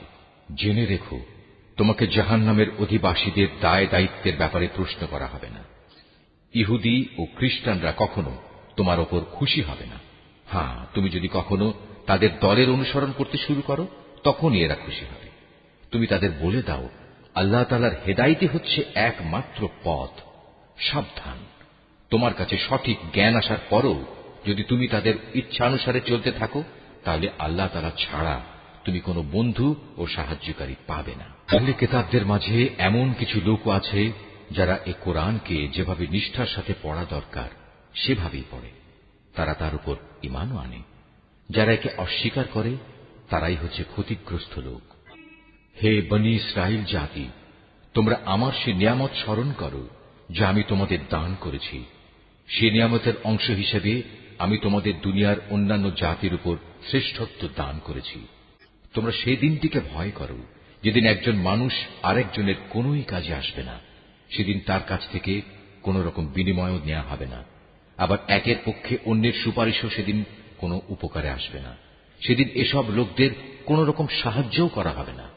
আরো স্মরণ করো যখন ইব্রাহিমকে তার রব কতিপয় বিষয়ে তার আনুগত্যের পরীক্ষা নিলেন, অতঃপর তা পুরোপুরি সে আদায় করল। আল্লাহ তাআলা বললেন, এবার আমি তোমাকে মানব জাতির জন্য নেতা বানাতে চাই। সে বলল, আমার ভবিষ্যৎ বংশধররাও কি নেতা হিসেবে বিবেচিত হবে? আল্লাহ তাআলা বললেন, আমার প্রতিশ্রুতি জালেমদের কাছে পৌঁছবে না। করো, আমি যখন মানুষদের মিলনস্থল ও নিরাপত্তার কেন্দ্র হিসেবে এই কাবা ঘরটি নির্মাণ করেছিলাম, আমি তাদের আদেশ দিয়েছিলাম, তোমরা ইব্রাহিমের দাঁড়ানোর স্থানটিকে নামাজের স্থান হিসেবে গ্রহণ করো। আমি ইব্রাহিম ও ইসমাইলকে আদেশ দিয়েছিলাম যেন তারা আমার ঘর কাবাকে হজ ও ওমরার তাওয়াফকারীদের জন্য, আল্লাহর ইবাদতে আত্মনিয়োগকারীদের জন্য, সর্বোপরি তার নামে রুকু সেজদাকারীদের জন্য পবিত্র করে রাখে। ইব্রাহিম যখন বলেছিল, হে মালিক, এ শহরকে তুমি শান্তি ও নিরাপত্তার শহর বানিয়ে দাও এবং এখানকার অধিবাসীদের মাঝে যে ব্যক্তি আল্লাহ তাআলা এবং পরকালে বিশ্বাস করে তুমি তাদের ফলমূল দিয়ে আহারের যোগান দাও। আল্লাহ তাআলা বললেন, হ্যাঁ, যে ব্যক্তি আমাকে অস্বীকার করবে তাকেও আমি অল্প কয়েকদিন জীবনের উপায় উপকরণ সরবরাহ করতে থাকব। অতঃপর অচিরেই আমি তাদের আগুনের আযাব ভোগ করতে বাধ্য করব, যা সত্যি বড় নিকৃষ্টতম স্থান। ও ইসমাইল যখন এই ঘরের ভিত্তি উঠাচ্ছিল তখন তারা আল্লাহর কাছে দোয়া করল, হে আমাদের মালিক, আমরা যে উদ্দেশ্যে এই ঘর নির্মাণ করেছি তা তুমি আমাদের কাছ থেকে কবুল করো। একমাত্র তুমি সবকিছু জানো এবং সবকিছু শোনো। তারা আরো বলল, হে আমাদের মালিক, আমাদের উভয়কেই তুমি তোমার অনুগত মুসলিম বান্দা বানাও এবং আমাদের পরবর্তী বংশধরদের মাঝ থেকেও তুমি তোমার একদল অনুগত বান্দা বানিয়ে দাও। হে মালিক, তুমি আমাদের তোমার ইবাদতের আনুষ্ঠানিকতা সমূহ দেখিয়ে দাও এবং তুমি আমাদের উপর দয়া পরবশ হও, কারণ তুমি অত্যন্ত দয়া পরবশ ও পরম দয়ালু। হে আমাদের মালিক, তাদের বংশের মধ্যে তাদের নিজেদের মাঝ থেকে তুমি এমন একজন রসূল পাঠাও যে তাদের কাছে তোমার আয়াতসমূহ পড়ে শোনাবে, তাদের তোমার কিতাবের জ্ঞান ও প্রজ্ঞা শিক্ষা দেবে, উপরন্তু সে তাদের পবিত্র করে দেবে। হে আল্লাহ, তুমি আমাদের এই দোয়া কবুল করো, কারণ তুমি মহাপরাক্রমশালী ও পরম কুশলী। জেনে বুঝে যে নিজেকে মূর্খ বানিয়ে রেখেছে সে ব্যক্তি ছাড়া আর কে এমন হবে যে ইব্রাহিমের আনিত জীবন বিধান থেকে মুখ ফিরিয়ে নেবে? অথচ তাকে আমি দুনিয়ার নবুয়তের জন্য বাছাই করে নিয়েছি। শেষ বিচারের দিনেও সে আমার নেক লোকদের মধ্যে শামিল হবে। যখন আমি তাকে বললাম, তুমি আমার অনুগত মুসলিম হয়ে যাও, সে বলল, আমি সৃষ্টিকুলের মালিক আল্লাহ তাআলার পূর্ণ আনুগত্য স্বীকার করে নিলাম। যে পথ ইব্রাহিম নিজের জন্য বেছে নিল সে পথে চলার জন্য সে তার সন্তান সন্ততিকেও ওসিয়ত করে গেল। ইয়াকুবও তার সন্তানদের ওসিয়ত করে বলল, হে আমার সন্তানরা, নিশ্চয়ই আল্লাহ তাআলা তোমাদের জন্য এই দ্বীন ইসলাম মনোনীত করে দিয়েছেন। অতএব কোন অবস্থায় এই জীবন বিধানের আনুগত্য স্বীকার ব্যতি রেখে তোমরা মৃত্যুবরণ করো না। হে ইহুদি জাতি, তোমরা কি তখন সেখানে উপস্থিত ছিলে যখন ইয়াকুবের সামনে তার মৃত্যু এসে হাজির হল এবং সে যখন তার ছেলে মেয়েদের বলল, বলো, আমার মৃত্যুর পর তোমরা কার ইবাদত করবে? তারা বলল, আমরা অবশ্যই তোমার মাবুদ, তোমার পূর্বপুরুষ ইব্রাহিম, ইসমাইল ও ইসহাকের মাবুদের ইবাদত করব। এ মাবুদ হচ্ছেন একক, আমরা তার আত্মসমর্পণকারী বান্দা হয়ে থাকব। এরা ছিল এক ধরনের জাতি যারা আজ গত হয়ে গেছে। তারা যা করে গেছে তা তাদের নিজেদের জন্য, আবার তোমরা যা করবে তা হবে তোমাদের নিজেদের জন্য। তারা যা কিছু করছিল সে ব্যাপারে তোমাদের কিছু জিজ্ঞেস করা হবে না। বলে, তোমরা ইহুদি কিংবা খ্রিস্টান হয়ে যাও, তাহলে তোমরা সঠিক পথে পরিচালিত হবে। হে নবী, তুমি বলো, আমাদের কাছে তো বরং ইব্রাহিমের একনিষ্ঠ মতাদর্শই রয়েছে, আর সে কখনো মুশরিকদের অন্তর্ভুক্ত ছিল না। তোমরা বলো, আমরা তো আল্লাহর উপর ঈমান এনেছি এবং ঈমান এনেছি আল্লাহ তাআলা আমাদের কাছে যা কিছু নাজিল করেছেন তার উপর। আমাদের আগে ইব্রাহিম, ইসমাইল, ইসহাক, ইয়াকুব ও তাদের পরবর্তী সন্তানদের উপর যা কিছু নাজিল করা হয়েছে তাও আমরা মানি। তাছাড়া মুসা, ঈসা সহ সব নবীকে তাদের মালিকের পক্ষ থেকে যা কিছু দেওয়া হয়েছে তার উপর আমরা ঈমান এনেছি। আমরা এদের কারো মধ্যেই কোনো তারতম্য করি না। আমরা তো হচ্ছি আল্লাহরই অনুগত বান্দা। আর এরা যদি তোমাদের মতোই আল্লাহর উপর ঈমান আনত তাহলে তারাও সঠিক পথ পেত। তারা যদি সে পথ থেকে ফিরে আসে তাহলে তারা অবশ্যই উপদলীয় অনৈক্যের মাঝে পড়ে যাবে। আল্লাহ তাআলাই তোমার জন্য যথেষ্ট হবেন, তিনিই শোনেন, তিনিই জানেন। হে নবী, তাদের তুমি বলো, আসল রং হচ্ছে আল্লাহ তাআলারই। এমন কে আছে যার রং তার রঙের চেয়ে উৎকৃষ্ট হতে পারে? আমরা ঘোষণা করছি আমরা তাঁরই ইবাদত করি। তুমি তাদের বলো, তোমরা কি স্বয়ং আল্লাহ তাআলার ব্যাপারেই আমাদের সাথে বিতর্কে লিপ্ত হতে চাও? অথচ তিনি যেমন আমাদের মালিক তেমনি তিনি তোমাদেরও মালিক। আমাদের কাজ আমাদের জন্য আর তোমাদের কাজ তোমাদের জন্য। আমরা তাঁর আনুগত্যের ব্যাপারে সবাই হচ্ছি নিষ্ঠাবান। বা তোমরা কি একথা বলতে চাও যে ইব্রাহিম, ইসমাইল, ইসহাক, ইয়াকুব ও তাদের বংশধররা সবাই ছিল ইহুদি কিংবা খ্রিস্টান? হে নবী, তুমি বলে দাও, এ ব্যাপারে তোমরা বেশি জানো না আল্লাহ তাআলা বেশি জানেন? যদি কোনো ব্যক্তি তার কাছে মজুদ আল্লাহর কাছ থেকে আগত সাক্ষ্য প্রমাণ গোপন করে তাহলে তার চেয়ে বড় জালেম আর কে হতে পারে? আল্লাহ তাআলা তোমাদের কাজকর্মের ব্যাপারে মোটেই গাফেল নন। ছিল এক ধরনের সম্প্রদায় যারা আজ গত হয়ে গেছে। তারা যা করে গেছে তা তাদের জন্য, আর তোমাদের কর্মফল হবে তোমাদের জন্য। তারা যা কিছু করছিল সে ব্যাপারে তোমাদের কিছু জিজ্ঞাসা করা হবে না। কেবলা বদলের ব্যাপারে মানুষদের ভেতর থেকে কিছু মূর্খ লোক অচিরেই বলতে শুরু করবে, এ কি হল? এতদিন যে কেবলার উপর তারা প্রতিষ্ঠিত ছিল, আজ কিসে তাদের সেদিক থেকে ফিরিয়ে দিল? হে নবী, তুমি তাদের বলে দাও, পূর্ব পশ্চিম সবই আল্লাহ তাআলার জন্য। আল্লাহ তাআলা যাকে ইচ্ছা তাকে সঠিক পথে পরিচালিত করেন। এভাবেই আমি তোমাদের এক মধ্যপন্থী মানব দলে পরিণত করেছি, যেন তোমরা দুনিয়ার অন্যান্য মানুষদের উপর হেদায়েতের সাক্ষী হয়ে থাকতে পারো, এবং একইভাবে রসুলও তোমাদের উপর সাক্ষী হয়ে থাকতে পারে।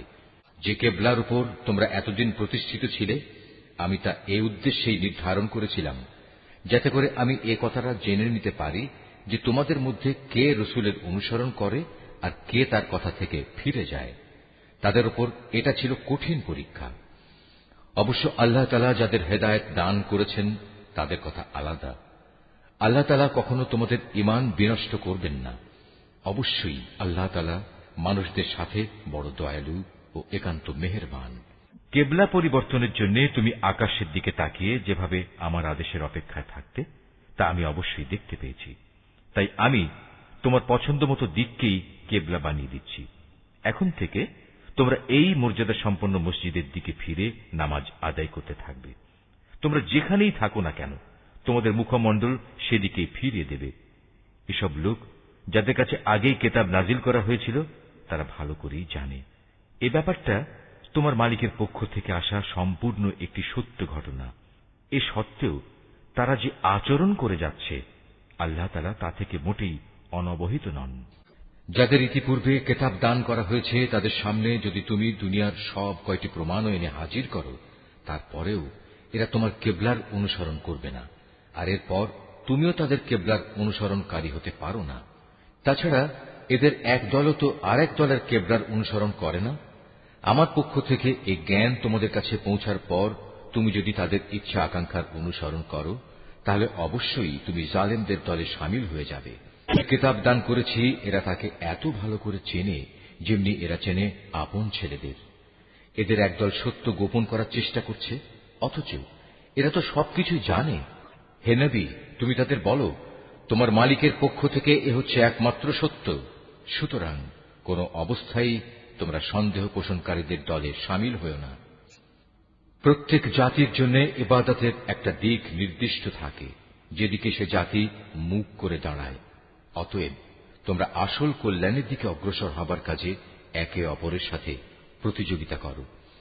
তোমরা যেখানেই থাকো না কেন তিনি তোমাদের সবাইকে এক স্থানে এনে হাজির করবেন। অবশ্যই আল্লাহ তাআলা সব কিছুর উপর ক্ষমতাবান। তুমি যে কোনো স্থান থেকেই বেরিয়ে আসো না কেন, নামাজের জন্য মসজিদে হারামের দিকে মুখ ফেরাও, কেননা এটাই হচ্ছে আল্লাহ তাআলার কাছ থেকে কিবলা সংক্রান্ত সঠিক সিদ্ধান্ত। আর আল্লাহ তাআলা তোমাদের কার্যাবলী সম্পর্কে মোটেই উদাসীন নন। যেদিক থেকেই তুমি বেরিয়ে আসবে নামাজের জন্য, সেখান থেকেই মসজিদে হারামের দিকে মুখ ফিরিয়ে দাঁড়িয়ে যেও। এ সময় যেখানেই তুমি থাকো না কেন, সে কাবার দিকে মুখ ফিরিয়ে নেবে। তাহলে প্রতিপক্ষের লোকদের কাছে তোমাদের বিরুদ্ধে খাড়া করানোর মতো কোনো যুক্তি অবশিষ্ট থাকবে না। তাদের মধ্য থেকে যারা বাড়াবাড়ি করে তাদের কথা অবশ্য আলাদা। তোমরা এসব ব্যক্তিদের ভয় করো না, তোমরা বরং ভয় করো আমাকে, যাতে করে আমি তোমাদের উপর আমার নিয়ামত পূর্ণ করে দিতে পারি।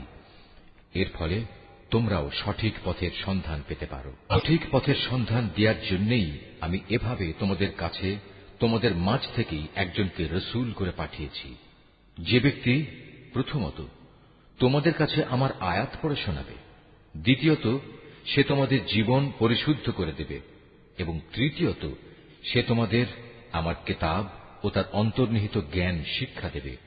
সর্বোপরি সে তোমাদের এমন বিষয়সমূহের জ্ঞান দান করবে যা তোমরা কখনো জানতে না। অতএব এসব অনুগ্রহের জন্য তোমরা আমাকেই স্মরণ করো, তাহলে আমিও তোমাদের স্মরণ করব। তোমরা আমার কৃতজ্ঞতা আদায় করো এবং কখনো তোমরা আমার অকৃতজ্ঞ হইও না। হে মানুষ, তোমরা যারা ঈমান এনেছ, পরম ধৈর্য ও খালেস নামাজের মাধ্যমে তোমরা আমার কাছে সাহায্য প্রার্থনা করো। অবশ্যই আল্লাহ তাআলা ধৈর্যশীল মানুষদের সাথে আছেন।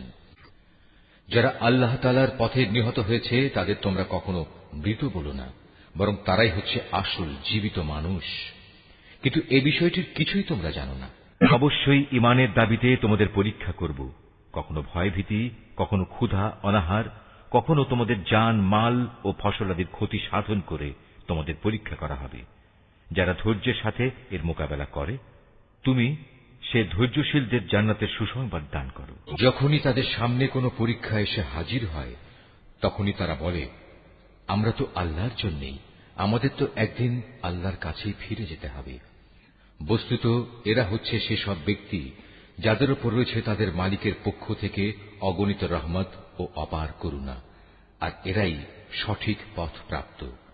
অবশ্যই সাফা এবং মারওয়া পাহাড় দুটো হচ্ছে আল্লাহ তাআলার নিদর্শনসমূহের অন্যতম। অতএব যদি তোমাদের মধ্যে কোনো লোক হজ কিংবা উমরা আদায় করার ইরাদা করে, তার জন্য এই উভয় পাহাড়ের মাঝে তাওয়াফ করাতে দোষের কিছু নেই। কেননা যদি কোনো ব্যক্তি অন্তরের নিষ্ঠার সাথে কোনো ভালো কাজ করে, তাহলে তারা যেন জেনে রাখে নিঃসন্দেহে আল্লাহ তাআলা কৃতজ্ঞতা পরায়ণ ও প্রভূত জ্ঞানের অধিকারী। মানুষের জন্য যেসব বিধান আমি আমার কিতাবে বর্ণনা করে দিয়েছি, তারপর যারা আমার নাজিল করা সেসব সুস্পষ্ট নিদর্শন সমূহ ও পরিষ্কার পথ নির্দেশ গোপন করে, এরাই হচ্ছে সেসব লোক যাদের উপর আল্লাহ তাআলা অভিসম্পাত করেন। অভিশাপ বর্ষণ করে অন্যান্য অভিশাপকারীরাও, তবে তারা এ কাজ থেকে ফিরে আসবে এবং নিজেদের সংশোধন করে নেবে। খোলাখুলিভাবে তারা সেসব সত্য কথা প্রকাশ করবে যা এতদিন আহলে কিতাবরা গোপন করে আসছিল। এরাই হবে সেসব লোক যাদের উপর আমি দয়া পরবশ হব। আমি পরম ক্ষমাকারী, দয়ালু। যারা কুফরি করেছে এবং এই কাফের অবস্থায় মৃত্যুবরণ করেছে, তাদের উপর আল্লাহর অভিশাপ, ফেরেশতাদের অভিশাপ, সর্বোপরি অভিশাপ সমগ্র মানবকুলের। এই অভিশপ্ত অবস্থা নিয়েই এরা সেখানে চিরদিন থাকবে। শাস্তির মাত্রা এদের উপর থেকে বিন্দু মাত্র কম করা হবে না, তাদের কোন রকম অবকাশও দেয়া হবে না। তোমাদের মাবুদ হচ্ছেন একজন, তিনি ছাড়া দ্বিতীয় কোনো মাবুদ নেই। তিনি দয়ালু, তিনি মেহেরবান। নিঃসন্দেহে আসমান জমিনের সৃষ্টির মাঝে, রাত দিনের এই আবর্তনের মাঝে, মহাসাগরে ভাসমান জাহাজসমূহে যা মানুষের জন্য কল্যাণকর দ্রব্য সামগ্রী নিয়ে ঘুরে বেড়ায়, এর সব কয়টিতে আল্লাহ তাআলার নিদর্শন মজুদ রয়েছে। আরো আছে আল্লাহ তাআলা আকাশ থেকে বৃষ্টি আকারে যা কিছু নাজিল করেন সেই বৃষ্টির পানির মাঝে। ভূমির নির্জীব হওয়ার পর তিনি এ পানি দ্বারা তাতে নতুন জীবন দান করেন। অতঃপর এই ভূখণ্ডে সব ধরনের প্রাণীর তিনি আবির্ভাব ঘটান। অবশ্যই বাতাসের প্রবাহ সৃষ্টি করার মাঝে এবং সে মেঘমালা যা আসমান জমিনের মাঝে বশীভূত করে রাখা হয়েছে, তার মাঝে সুস্থ বিবেকবান সম্প্রদায়ের জন্য নিদর্শন রয়েছে। মানুষদের মাঝে কিছু সংখ্যক এমনও রয়েছে যে আল্লাহর বদলে অন্য কিছুকে তাঁর সমকক্ষ মনে করে। তারা তাদের তেমনি ভালোবাসে যেমনটি শুধু আল্লাহ তাআলাকেই তাদের ভালোবাসা উচিত। আর যারা সত্যিকার অর্থে আল্লাহ তাআলার উপর ঈমান আনে তারা তো তাকেই সর্বাধিক পরিমাণে ভালোবাসবে। যারা আল্লাহর আনুগত্য না করে বাড়াবাড়ি করছে, তারা যদি আযাব স্বচক্ষে দেখতে পেত তাহলে এরা বুঝতে পারত আসমান জমিনের সমুদয় শক্তি একমাত্র আল্লাহর জন্যই। শাস্তি দেওয়ার ব্যাপারে তিনি অত্যন্ত কঠোর। সেদিন ভয়াবহ শাস্তি দেখে হতভাগ্য লোকেরা দুনিয়ায় যাদের তারা মেনে চলত তাদের অনুসারীদের সাথে সম্পর্ক ছেদের কথা বলবে। বলবে, আমরা তো এদের চিনিই না। এদের উভয়ের মধ্যেকার ভঙ্গুর সব সম্পর্ক সেদিন ছিন্ন বিচ্ছিন্ন হয়ে যাবে। এ হতাশাগ্রস্ত অনুসারীরা সেদিন বলবে, আবার যদি একবার আমাদের জন্য পৃথিবীতে ফিরে যাবার সুযোগ থাকত, তাহলে আজ যেমনি করে তারা আমাদের সাথে সম্পর্ক ছেদ করেছে, আমরা সেখানে গিয়ে তাদের সাথে যাবতীয় সম্পর্ক ছেদ করে আসতাম। এভাবেই আল্লাহ তাআলা তাদের সমগ্র জীবনের কর্মকাণ্ডগুলো তাদের সামনে একরাশ লজ্জা ও আক্ষেপ হিসেবে তুলে ধরবেন। তাদের জন্য যে জাহান্নাম নির্ধারিত হয়ে আছে, এরা কখনো সেই জাহান্নাম থেকে বেরিয়ে আসতে পারবে না। হে মানুষ, তোমরা আল্লাহর জমিনে যা কিছু হালাল ও পবিত্র জিনিস আছে তা খাও, এবং হালাল হারামের ব্যাপারে শয়তানের পদাঙ্ক অনুসরণ করো না। অবশ্যই সে তোমাদের প্রকাশ্য দুশমন। শয়তানের কাজ হচ্ছে সে তোমাদের সব সময় পাপ ও অশ্লীল কাজের আদেশ দেয়, যাতে করে আল্লাহ তাআলার নামে তোমরা এমন সব কথা বলতে শুরু করো যা সম্পর্কে তোমরা কিছুই জানো না। তাদের যখন বলা হয় আল্লাহ তাআলা যা কিছু নাজিল করেছেন তোমরা তা মেনে চলো, তারা বলে, আমরা তো শুধু সে পথেরই অনুসরণ করব যে পথের উপর আমরা আমাদের বাপ দাদাদের পেয়েছি। তাদের বাপ দাদারা যদি এ ব্যাপারে কোনো জ্ঞান বুদ্ধির পরিচয় নাও দিয়ে থাকে, কিংবা তারা যদি হেদায়েত নাও পেয়ে থাকে, তবু কি তারা তাদের অনুসরণ করবে? এভাবে যারা হেদায়েত অস্বীকার করে তাদের উদাহরণ হচ্ছে এমন জন্তুর মতো যে তার পালের আরেকটি জন্তুকে যখন ডাক দেয় তখন পেছনের সেই জন্তুটি তার চিৎকার ও কান্নার আওয়াজ ছাড়া আর কিছুই শুনতে পায় না। মূলত এরা কানেও শোনে না, কথাও বলতে পারে না, চোখেও দেখে না। এ কারণে হেদায়েতের কথাও এরা বোঝে না। মানুষ, তোমরা যারা ঈমান এনেছ, আমি যেসব পাক পবিত্র জিনিস তোমাদের দান করেছি নিঃসংকোচে তা তোমরা খাও, এবং এ নিয়ামতের জন্য আল্লাহ তাআলার শুকর আদায় করো। অবশ্য যদি তোমরা হালাল হারামের ব্যাপারে একান্তভাবে শুধু তাঁরই দাসত্ব করো। অবশ্যই তিনি মৃত জন্তুর গোশত, সব ধরনের রক্ত ও শূকরের গোশত হারাম ঘোষণা করেছেন, এবং এমন সব জন্তু হারাম করেছেন যা আল্লাহ তাআলা ছাড়া অন্য কারো নামে জবাই কিংবা উৎসর্গ করা হয়েছে। তবে সে ব্যক্তির কথা আলাদা যাকে এজন্য বাধ্য করা হয়েছে।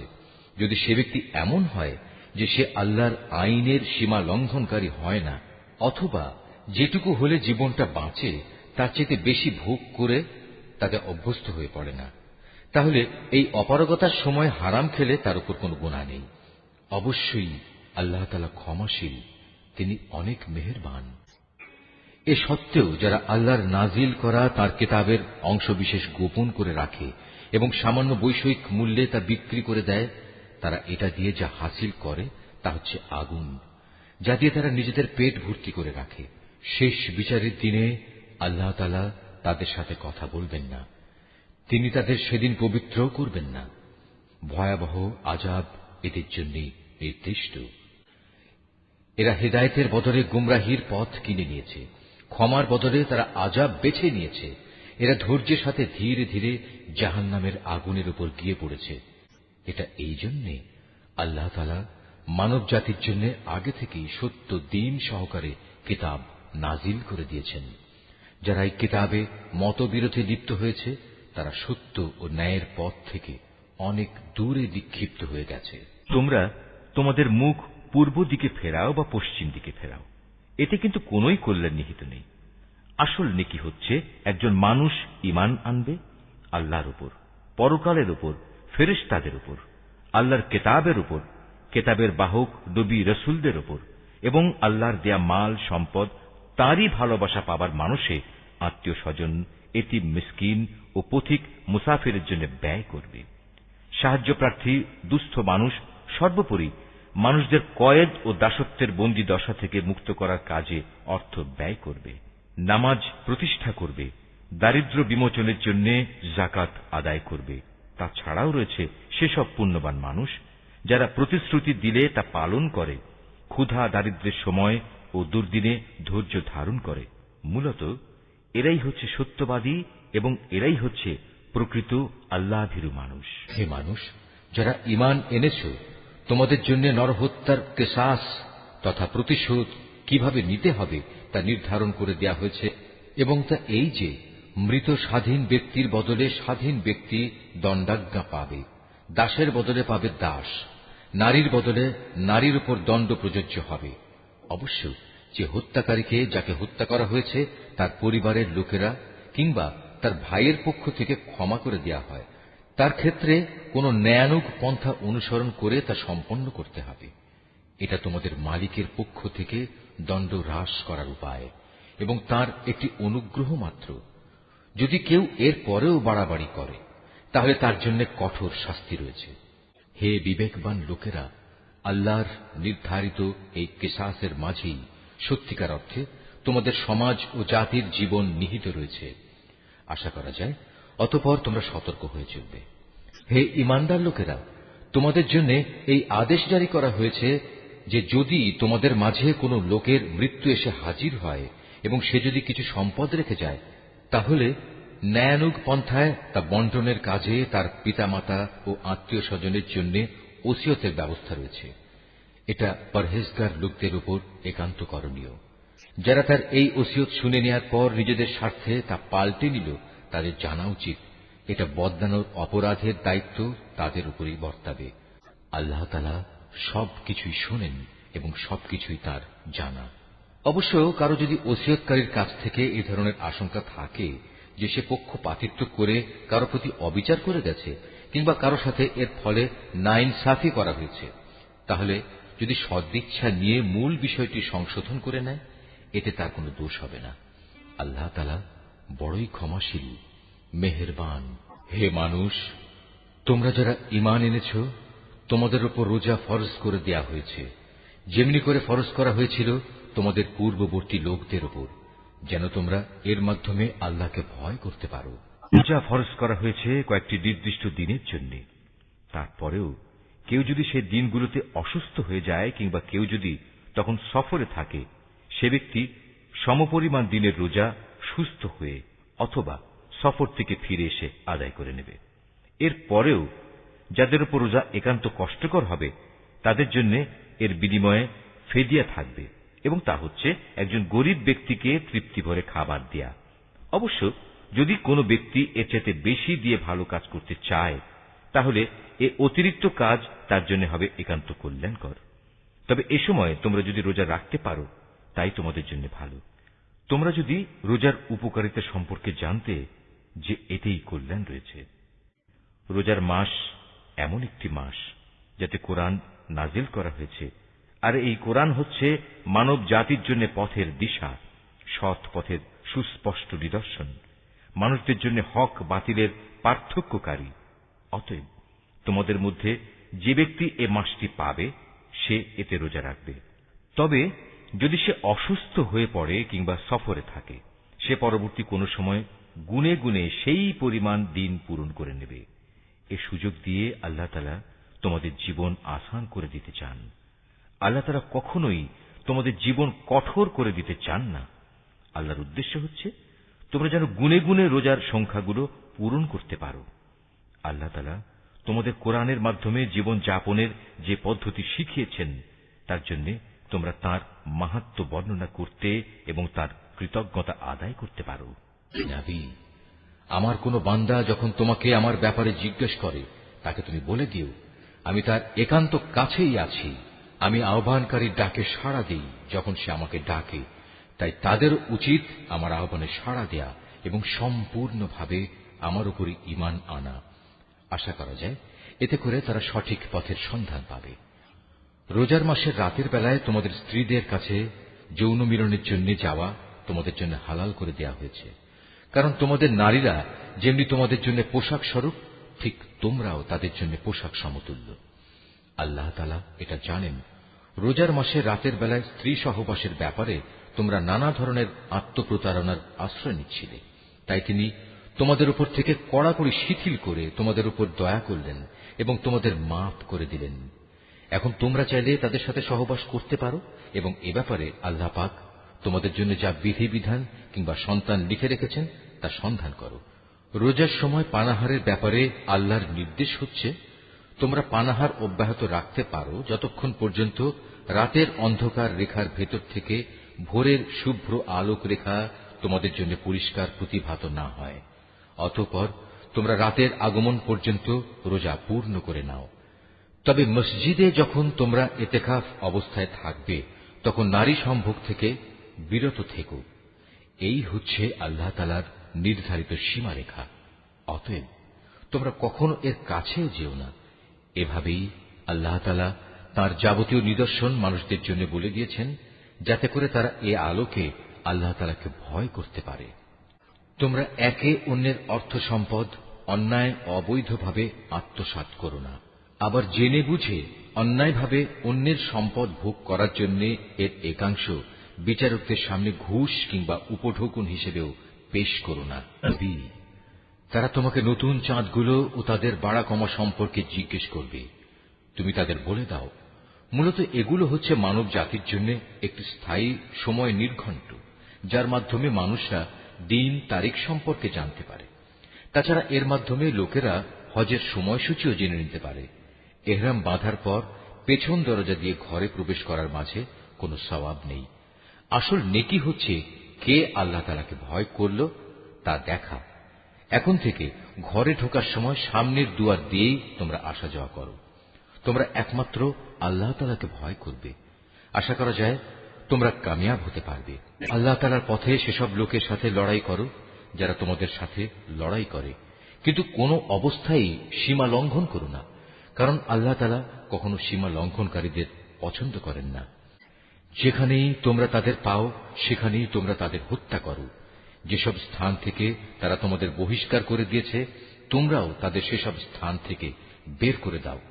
জেনে রেখো, ফিতনা, ফাসাদ, দাঙ্গা হাঙ্গামা, নরহত্যার চাইতেও বড় অপরাধ। তোমরা কাবা ঘরের পাশে কখনো তাদের সাথে যুদ্ধে লিপ্ত হও না, যতক্ষণ পর্যন্ত তারা সেখানে তোমাদের আক্রমণ না করে। তারা যদি তোমাদের সাথে যুদ্ধ করে তাহলে তোমরা তাদের সাথে যুদ্ধ করো। এভাবেই কাফেরদের শাস্তি দেয়া হয়। তবে তারা যদি যুদ্ধ বিগ্রহ থেকে ফিরে আসে তাহলে মনে রেখো, আল্লাহ তাআলা বড়ই ক্ষমাশীল ও দয়ার আধার। তোমরা তাদের সাথে লড়াই করতে থাকো যতক্ষণ না জমিন থেকে ফিতনা নির্মূল হয়ে যায় এবং আল্লাহর জমিনে আল্লাহর দেয়া জীবন ব্যবস্থা পূর্ণাঙ্গভাবে আল্লাহর জন্য নির্দিষ্ট হয়ে যায়। যদি তারা যুদ্ধ থেকে ফিরে আসে তবে তাদের সাথে আর কোনো বাড়াবাড়ি নয়। তবে হ্যাঁ, যারা নিজেরাই জালেম তাদের উপর এটা প্রযোজ্য নয়। একটি সম্মানিত মাসের বদলেই একটি সম্মানিত মাস আশা করা যাবে। প্রয়োজনে এ সম্মানিত মাস সমূহেও প্রতিশোধ ব্যবস্থা বৈধ হবে। এ সময়ে যদি কেউ তোমাদের উপর হস্ত প্রসারিত করে তাহলে তোমরাও তাদের উপর তেমনি হস্ত প্রসারিত করে জবাব দাও। তবে সর্বদাই আল্লাহকে ভয় করতে থাকো। মনে রেখো, যারা অপরাধ থেকে বেঁচে থাকে আল্লাহ তাআলা তাদের সাথে রয়েছেন। আল্লাহর পথে অর্থ সম্পদ ব্যয় করো। অর্থ সম্পদ আঁকড়ে ধরে নিজেদের হাতেই নিজেদের ধ্বংসের অতলে নিক্ষেপ করো না, এবং তোমরা অন্য মানুষদের সাথে দয়া অনুগ্রহ করো। নিশ্চয়ই আল্লাহ তাআলা অনুগ্রহকারী ব্যক্তিদের ভালোবাসেন। আল্লাহ তাআলার সন্তুষ্টির জন্য হজ ও উমরা সম্পন্ন করো। পথে যদি তোমাদের কোথাও আটকে দেয়া হয় তাহলে সে স্থানেই কোরবানির জন্য যা কিছু সহজভাবে হাতের কাছে পাওয়া যায় তা দিয়েই কোরবানি আদায় করে নাও। তবে কোরবানির পশু তার নির্দিষ্ট গন্তব্যস্থলে পৌঁছার আগ পর্যন্ত তোমরা তোমাদের মাথা মুন্ডন করো না। যদি তোমাদের মধ্যে কোনো ব্যক্তি অসুস্থ হয়ে পড়ে অথবা যদি তার মাথায় কোনো রোগ থাকে যে কারণে আগেই তার মাথা মুন্ডন করা প্রয়োজন হয়ে পড়ে, তাহলে সে যেন এর বিনিময়ে ফিদিয়া আদায় করে, এবং তা হচ্ছে কিছু রোজা রাখা অথবা অর্থ দান করা কিংবা কোরবানি আদায় করা। অতঃপর তোমরা যখন নিরাপদ হয়ে যাবে তখন তোমাদের কেউ যদি একসাথে হজ ও উমরা আদায় করতে চায় তার উচিত তার সাধ্য অনুযায়ী কোরবানি আদায় করা। যদি কোরবানি করার মতো কোনো পশু সে না পায় তাহলে সে যেন হজের সময়কালে 3টি এবং তোমরা যখন বাড়ি ফিরে আসবে তখন 7টি, সর্বমোট পূর্ণ 10টি রোজা রাখে। এই সুবিধাটুকু শুধু তাদের জন্য যাদের পরিবার পরিজন আল্লাহর ঘরের আশেপাশে বর্তমান নেই। তোমরা আল্লাহকেই ভয় করো, জেনে রেখো আল্লাহ তাআলা কঠোর আযাব প্রদানকারী বটে। হজের মাসসমূহ একান্ত সুপরিচিত। সে সময়গুলোর মধ্যে যে ব্যক্তি হজ আদায় করার মনস্থ করবে সে যেন জেনে রাখে হজের ভেতর কোনো যৌন সম্ভোগ নেই, নেই কোনো অশ্লীল গালিগালাজ বা ঝগড়াঝাটি। আর যত ভালো কাজই তোমরা করো আল্লাহ তাআলা অবশ্যই তা জানেন। হজের নিয়ত করলে এর জন্য তোমরা পাথেয় জোগাড় করে নেবে, যদিও আল্লাহর ভয়টাই হচ্ছে মানুষের সর্বোৎকৃষ্ট পাথেয়। অতএব হে বুদ্ধিমান মানুষরা, তোমরা আমাকেই ভয় করো। হজের এই সময়গুলোতে যদি তোমরা আল্লাহর অনুগ্রহ তালাশ করতে গিয়ে কোনো অর্থনৈতিক ফায়দা হাসিল করতে চাও তাতে তোমাদের কোনোই দোষ নেই। অতঃপর তোমরা যখন আরাফাতের ময়দান থেকে ফিরে আসবে তখন মুজদালিফায় মাশআরে হারামের কাছে এসে আল্লাহকে স্মরণ করবে, ঠিক যেমনি করে আল্লাহ তাআলা তোমাদের তাকে ডাকার পথ বলে দিয়েছেন তেমনি করে তাকে স্মরণ করবে। ইতিপূর্বে তোমরা আসলেই পথভ্রষ্টদের দলে শামিল ছিলে। তারপর তোমরা সে স্থান থেকে ফিরে এসো যেখান থেকে অন্য হজ পালনকারী ব্যক্তিরা ফিরে আসে। নিজেদের ভুল ভ্রান্তির জন্য আল্লাহ তাআলার কাছে ক্ষমা প্রার্থনা করো। নিঃসন্দেহে আল্লাহ তাআলা গুনাহ খাতা মাফ করে দেন, তিনি বড়ই দয়ালু। যখন তোমরা তোমাদের হজের যাবতীয় আনুষ্ঠানিকতা শেষ করে নেবে তখন এখানে বসে আগের দিনে যেভাবে তোমরা তোমাদের পূর্বপুরুষদের গৌরবের কথা স্মরণ করতে তেমনি করে বরং তার চেয়ে বেশি পরিমাণে এখন আল্লাহকে স্মরণ করো। মানুষদের ভেতর থেকে একদল লোক বলে, হে আমাদের মালিক, সব ভালো জিনিস তুমি আমাদের এই দুনিয়াতেই দিয়ে দাও।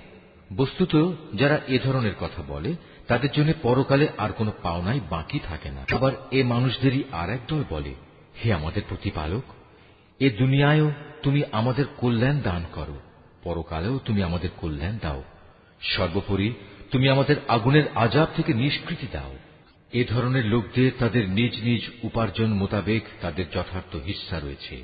আল্লাহ তাআলাই হচ্ছেন দ্রুত হিসাব গ্রহণকারী। হাতে গোনা হজের এ কয়টি দিনে বেশি পরিমাণে আল্লাহকে স্মরণ করো। হজের পর যদি কেউ তাড়াহুড়ো করে দুদিনের মধ্যে মিনা থেকে মক্কায় ফিরে আসে তাতে যেমন কোনো দোষ নেই, তেমনি যদি কোনো ব্যক্তি সেখানে আরো বেশি অপেক্ষা করতে চায় তাতেও কোনো দোষ নেই। এই নিয়ম হচ্ছে তার জন্য যে আল্লাহকে ভয় করেছে। তোমরা শুধু আল্লাহ তাআলাকে ভয় করো এবং জেনে রাখো একদিন তোমাদের তাঁর কাছেই জড়ো করা হবে। মানুষদের মাঝে এমন লোকও আছে পার্থিব জীবনে যার কথা তোমাকে খুবই উৎফুল্ল করবে।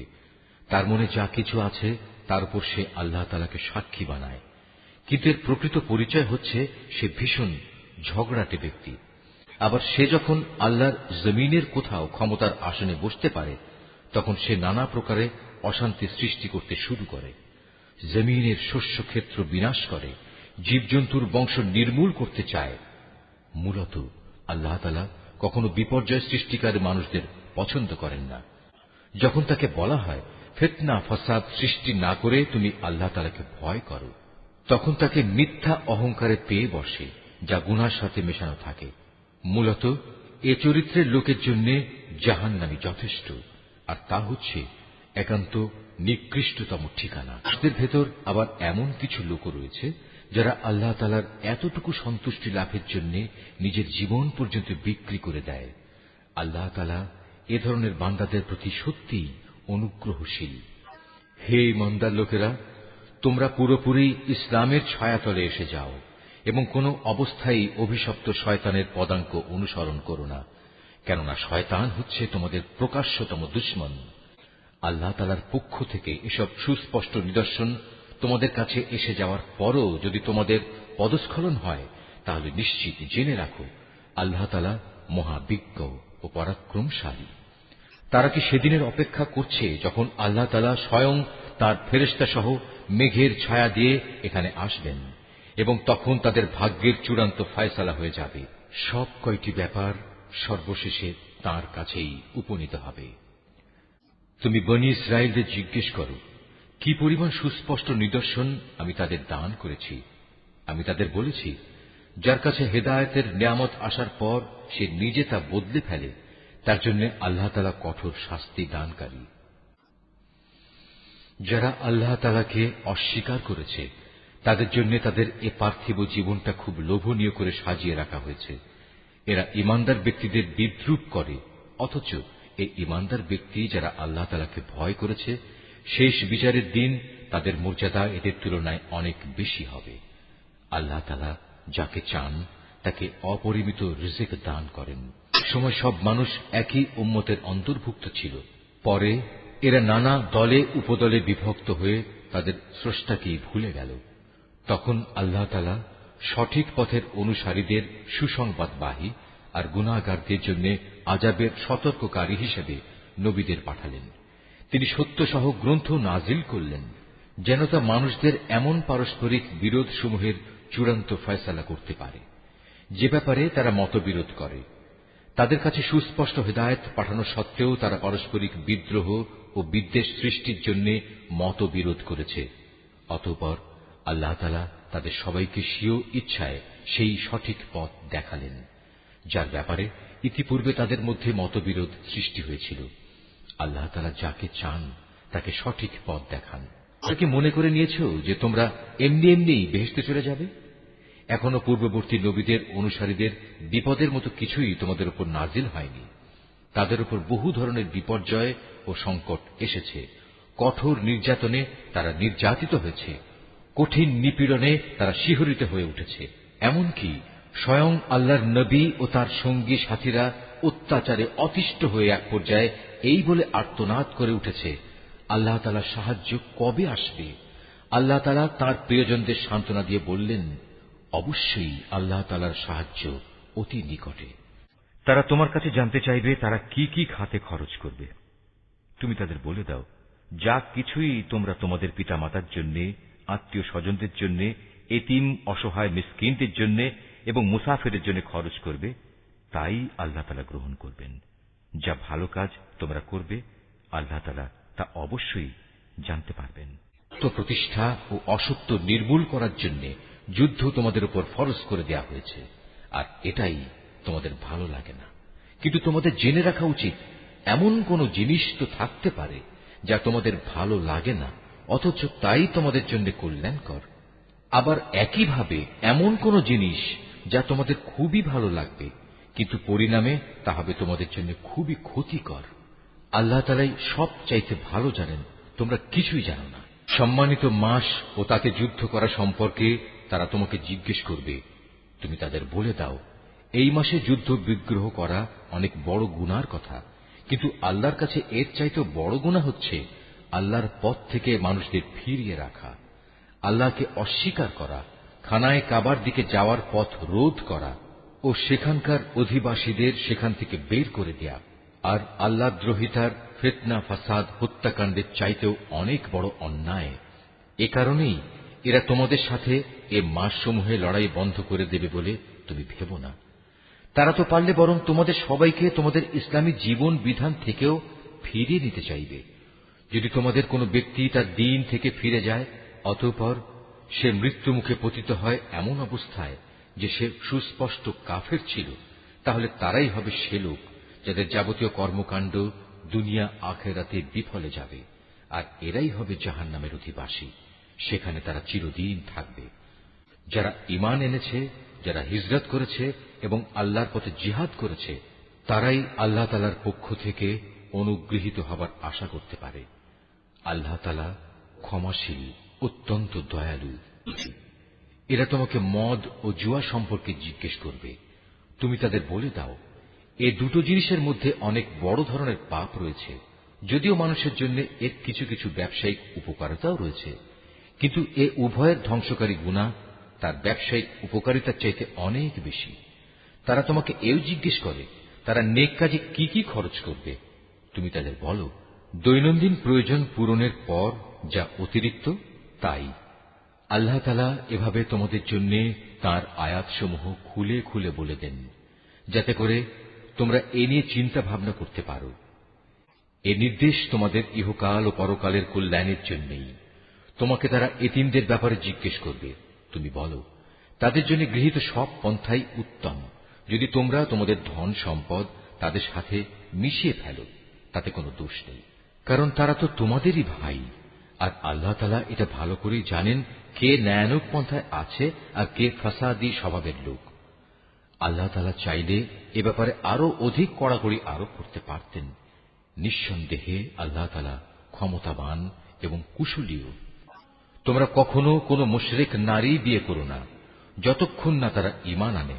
মনে রেখো, একজন মুসলমান দাসীও একজন ঐতিহ্যবাহী মুশরিক নারীর চাইতে উত্তম, যদিও এ মুশরিক নারীটি তোমাদের বেশি ভালো লাগে। হে মুসলিম মহিলারা, তোমরা কখনো কোনো মুশরিক পুরুষদের বিয়ে করো না, যতক্ষণ না তারা আল্লাহর উপর ঈমান আনে। কেননা একজন ঈমানদার দাসও একজন উঁচু খানদানের মুশরিক ব্যক্তির চাইতে ভালো, যদিও এ মুশরিক ব্যক্তিটি তোমাদের ভালো লাগে। আসলে এরা তোমাদের জাহান্নামের আগুনের দিকেই ডেকে নেবে। আর আল্লাহ তাআলা হামেশাই তার মোমেন বান্দাদের তার আদেশ বলে জান্নাত ও ক্ষমার দিকে আহ্বান জানান, এবং এজন্যে তিনি তার আয়াতসমূহ মানুষদের কাছে স্পষ্ট করে বর্ণনা করেন, যাতে করে তারা উপদেশ গ্রহণ করতে পারে। হে নবী, তারা তোমার কাছ থেকে মহিলাদের মাসিক ঋতুকাল ও এ সময়ে তাদের সাথে দৈহিক মিলন সম্পর্কে জানতে চাইবে।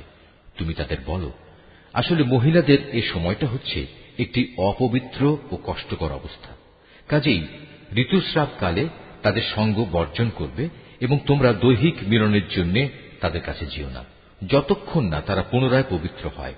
অতঃপর তারা যখন পুরো পাক সাফ হয়ে যায়, তখন তোমরা তাদের কাছে যাও। দৈহিক মিলনের যে পদ্ধতি আল্লাহ তাআলা শিখিয়ে দিয়েছেন সেভাবে যাবে।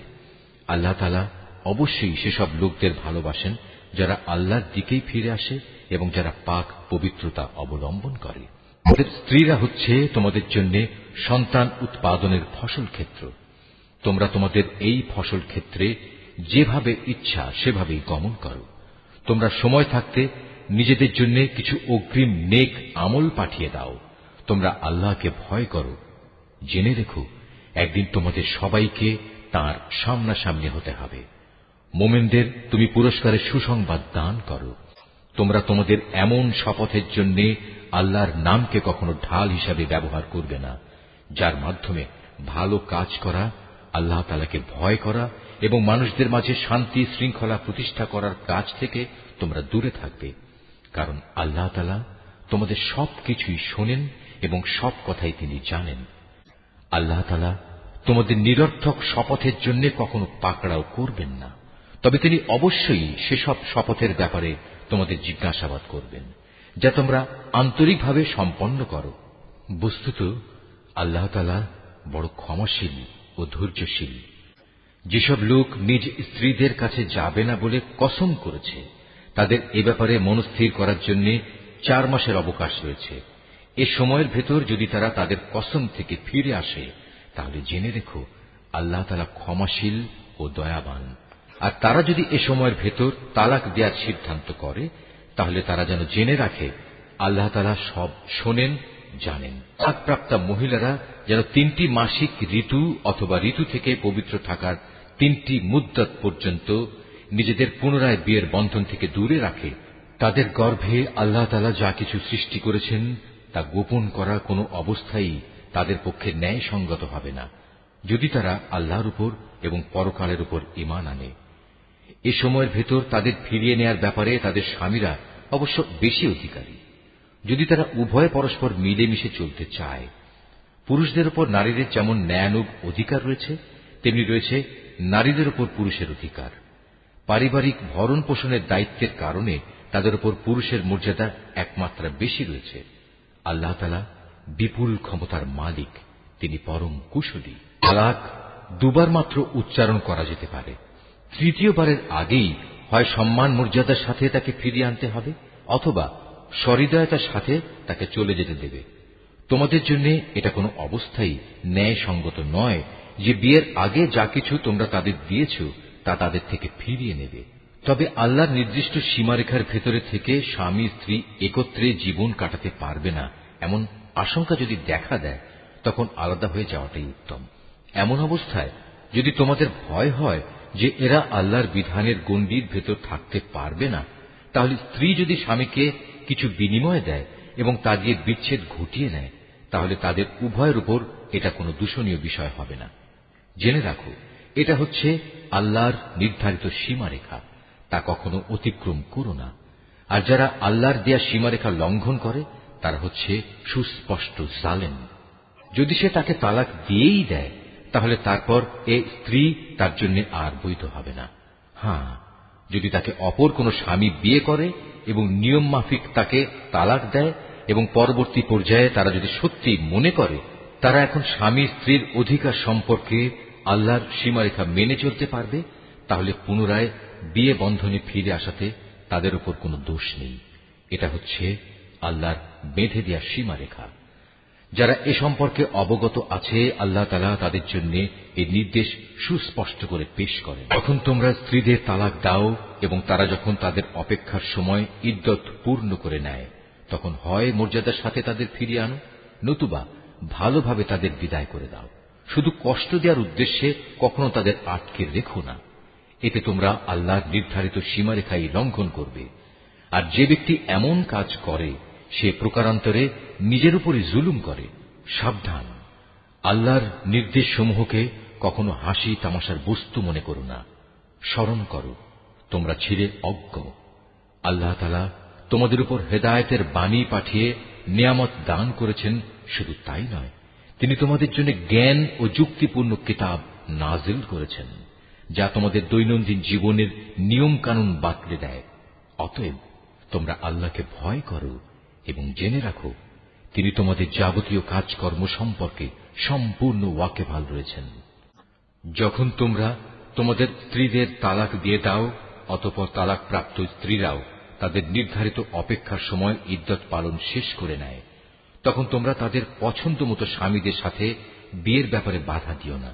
যদি তারা বিয়ের জন্য সম্মানজনকভাবে কোনো ঐক্যমত্যে পৌঁছে থাকে, তোমাদের ভেতর যারা আল্লাহ তাআলা ও পরকালীন জীবনের উপর বিশ্বাস স্থাপন করে তাদের এ আদেশই দেয়া হচ্ছে। মূলত এটা তোমাদের জন্য অধিক সম্মানের এবং অনেক পবিত্র কর্মধারা, কারণ আল্লাহ তাআলা জানেন তোমরা কিছুই জানো না। মায়েদের পুরো 2 বছরই সন্তানকে বুকের দুধ খাওয়ানো উচিত। এ নিয়ম তার জন্য যে চায় সন্তানের দুধ খাওয়ানো পুরো মাত্রায় আদায় করুক। সন্তানের পিতা দুধ খাওয়ানোর জন্য মায়েদের সম্মানজনক ভরণ পোষণ সুনিশ্চিত করবে। কোন ব্যক্তির উপর তার সাধ্যাতীত বোঝা চাপিয়ে দেওয়া যাবে না। পিতার সঙ্গতির কথা ভাবতে গিয়ে দেখতে হবে মায়েরাও যেন আবার নিজ সন্তান নিয়ে বেশি কষ্টে না পড়ে যায়, এবং পিতাকেও যেন সন্তান জন্ম দেওয়ার কারণে অযথা কষ্টে পড়ে যেতে না হয়, সেটাও খেয়াল রাখতে হবে। সন্তানের পিতার অবর্তমানে তার উত্তরাধিকারীদের উপর সন্তানের জন্মদাত্রী মায়ের অধিকার এভাবেই বহাল থাকবে। তবে কোন পর্যায়ে পিতামাতা যদি পারস্পরিক সম্মতি ও পরামর্শের ভিত্তিতে আগেভাগেই সন্তানের দুধ ছাড়িয়ে নিতে চায়, তাতেও তাদের উপর কোনো দোষের কিছু নেই। তোমরা যদি নিজেদের বদলে অন্য কাউকে সন্তানের দুধ খাওয়ানোর জন্য নিয়োগ করতে চাও এবং যদি দুগ্ধদাত্রীর পাওনা যথাযথভাবে বুঝিয়ে দেওয়া হয়, তাতেও কোনো গুনাহ নেই। সর্বাবস্থায় আল্লাহ তাআলাকে ভয় করো এবং জেনে রেখো, তোমরা যা কিছুই করো আল্লাহ তাআলা তার সব কিছুই দেখতে পান। আমাদের মধ্যে যারা মৃত্যু মুখে পতিত হয় এবং তারা যদি তাদের স্ত্রীদের জীবিত রেখে যায়, সে অবস্থায় স্ত্রীরা যদি বিয়ে করতে চায়, তাহলে তারা তাদের নিজেদের 4 মাস 10 দিন পর্যন্ত সময় বিয়ে থেকে বিরত থাকবে। অপেক্ষার এ সময়টুকু যখন তারা পূরণ করে নেবে, তখন নিজেদের বিয়ের ব্যাপারে তারা ন্যায়ানুগ পন্থায় যা ইচ্ছা তাই করতে পারবে, এবং এ বিষয়টিতে তাদের উপর কোনো গুনাহ নেই। মূলত তোমরা যে যাই করো না কেন, আল্লাহ তাআলা সব কাজেরই খবর রাখেন। এমনকি সে অপেক্ষার সময় শেষ হওয়ার আগেও তোমরা কেউ যদি তাকে বিয়ে করার জন্য পয়গাম পাঠাও, কিংবা তেমন কোনো ইচ্ছা যদি তোমরা নিজেদের মনের ভেতর লুকিয়েও রাখো, তাতেও তোমাদের উপর কোনো দোষ নেই। কেননা আল্লাহ তাআলা এটা ভালো করেই জানেন, তাদের কথা অবশ্যই তোমরা বারবার মনে করবে। কিন্তু সাবধান, আড়ালে আপনাদের থেকে গোপনে তাদের বিয়ের কোনো প্রতিশ্রুতি দিও না। তাদের সাথে কখনো তোমাদের কথা বলতে হলে তা বলবে সম্মানজনক পন্থায়। আর ইদ্দত অপেক্ষার শরীয়ত সম্মত সময় শেষ হবার আগে কখনো তার সাথে বিয়ের সংকল্প করো না। জেনে রেখো, তোমাদের মনের সব ইচ্ছা অভিসন্ধির কথা কিন্তু আল্লাহ তাআলা ভালো করেই জানেন। অতএব তোমরা একমাত্র তাঁর থেকেই সতর্ক হও এবং একথাও জেনে রেখো, আল্লাহ তাআলা অত্যন্ত ধৈর্যশীল, মহান ক্ষমাশীল। স্ত্রীদের শারীরিকভাবে স্পর্শ করা কিংবা তাদের জন্য মোহরের কোনো অঙ্ক নির্ধারণের আগেই যদি তোমরা তাদের তালাক দাও, তাতে শরীয়তের দৃষ্টিতে তোমাদের উপর কোনো গুনাহ নেই। এ পরিস্থিতিতে মোহরের কোনো অঙ্ক নির্ধারিত না হলেও তাদের ন্যায়ানুগ পন্থায় কিছু পরিমাণ অর্থ আদায় করে দেবে। ধনী ব্যক্তির উপর এটা হবে তার নিজ ক্ষমতা অনুযায়ী এবং গরিব ব্যক্তির উপর হবে তার সঙ্গতি অনুযায়ী। এটা নেককার লোকদের উপর আরোপিত স্ত্রীদের একটি অধিকার বটে। যদি এমন হয় তোমরা তাদের শারীরিকভাবে স্পর্শ করনি, কিন্তু মোহরের অঙ্ক নির্ধারিত করে নিয়েছ, এমত অবস্থায় যদি তোমরা তাদের তালাক দাও, তাহলে তাদের জন্য থাকবে নির্ধারিত মোহরের অর্ধেক পরিমাণ, যা আদায় করে দিতে হবে। হ্যাঁ, তালাকপ্রাপ্তা স্ত্রী নিজের থেকে যদি তোমাদের তা মাফ করে দেয়, কিংবা যে স্বামীর হাতে বিয়ের বন্ধন রয়েছে সে যদি স্ত্রীকে নির্দিষ্ট পরিমাণের বেশি দিয়ে অনুগ্রহ দেখাতে চায়, তাহলে তা হবে আল্লাহ ভীতিরও একান্ত কাছাকাছি। কখনো একে অপরের প্রতি দয়া ও সহৃদয়তা দেখাতে ভুলো না, কারণ তোমরা কে কি কাজ করো তার সবকিছুই আল্লাহ তাআলা পর্যবেক্ষণ করছেন। তোমরা নামাজ সমূহের উপর গভীরভাবে যত্নবান হও, বিশেষ করে মধ্যবর্তী নামাজ, এবং আল্লাহর জন্য বিনীতভাবে দাঁড়িয়ে থাকো। অতঃপর যদি তোমরা ভীতিপ্রদ কোনো অবস্থার সম্মুখীন হও, তখন প্রয়োজনে তোমরা নামাজ পড়বে পায়ের উপর দাঁড়িয়ে কিংবা সওয়ারের উপর থাকা অবস্থায়। তারপর তোমরা যখন নিরাপদ হয়ে যাবে তখন আল্লাহ তাআলাকে স্মরণ করো, যেভাবে আল্লাহ তাআলা তাকে স্মরণ করার নিয়ম শিখিয়েছেন, যার কিছুই তোমরা ইতিপূর্বে জানতে না। তোমাদের মধ্যে থেকে যদি কেউ মৃত্যুমুখে পতিত হয় এবং সে বিধবা স্ত্রীদের রেখে যায়, তার উত্তরসূরিদের জন্য তার ওসিয়ত থাকবে যেন তারা 1 বছর পর্যন্ত তাদের স্ত্রীদের ব্যয়ভার বহন করে। কোন অবস্থায় যেন তার ভিটে মাটি থেকে তাকে বের করে দেয়া না হয়। এই সময় পূরণ হবার আগে যদি তারা নিজেরাই বের হয়ে যায় এবং তারা নিজেদের ব্যাপারে কোনো ভিন্ন সিদ্ধান্ত করে কোনো সম্মানজনক ব্যবস্থা করে নেয়, তাহলে এজন্যে তোমাদের উপর কোনো দোষ পড়বে না। আল্লাহ তাআলা সবার উপর শক্তিশালী, তিনি বিজ্ঞ কুশলীও। স্বামীদের উপর তালাকপ্রাপ্তা মহিলাদের জন্য ন্যায়সঙ্গত ভরণ পোষণের দায়িত্ব থাকবে। আল্লাহ তাআলাকে যারা ভয় করে, এটা তাদের উপর আরোপিত দায়িত্ব। এভাবেই আল্লাহ তাআলা তাঁর আয়াতগুলো তোমাদের জন্য সুস্পষ্ট করে বলে দিয়েছেন, যাতে করে তোমরা বুঝতে পারো। তুমি কি তাদের পরিণতি দেখোনি, যারা মৃত্যুর ভয়ে নিজেদের ভিটে মাটি ছেড়ে বেরিয়ে এসেছিল, অথচ তারা সংখ্যায় ছিল হাজার হাজার। তাদের এ কাপুরুষোচিত আচরণে রুষ্ট হয়ে আল্লাহ তাআলা তাদের বললেন, তোমরা নিপাত হয়ে যাও। অতঃপর একসময় তাদের বংশধররা সাহসিকতার সাথে জালেমের মোকাবেলা করল। আল্লাহ তাআলা তাদের পুনরায় সামাজিক ও রাজনৈতিক জীবন দান করলেন। আল্লাহ তাআলা এ ধরনের সাহসী মানুষদের উপর সর্বদাই অনুগ্রহশীল, কিন্তু মানুষদের অধিকাংশই এজন্য আল্লাহর কৃতজ্ঞতা আদায় করে না। হে মুসলমানরা, কাপুরুষতা না দেখিয়ে তোমরা আল্লাহর পথে লড়াই করো এবং একথা ভালো করে জেনে রাখো, আল্লাহ তাআলা যেমন সব শোনেন তেমনি তিনি সবকিছু জানেনও। তোমাদের মধ্যে থেকে কে এমন হবে যে আল্লাহকে উত্তম ঋণ দেবে? যে কেউই আল্লাহকে ঋণ দেবে সে যেন জেনে রাখে, আল্লাহ তাআলা ঋণের সে অঙ্ক তার জন্য বহু গুণ বাড়িয়ে দেবেন। আল্লাহ তাআলা কাউকে ধনী আবার কাউকে গরিব করে দেন, আর সবশেষে তোমাদের ধনী গরিব সবাইকে তো একদিন তাঁর কাছেই ফিরে যেতে হবে। তুমি কি বনি ইসরায়েল দলের কতিপয় নেতা সম্পর্কে চিন্তা করনি, যখন তারা মুসার আগমনের পর তদানীন্তন নবীর কাছে বলেছিল, আমাদের জন্য একজন বাদশা ঠিক করে দাও, যেন তার সাথে আমরা আল্লাহর পথে লড়াই করতে পারি।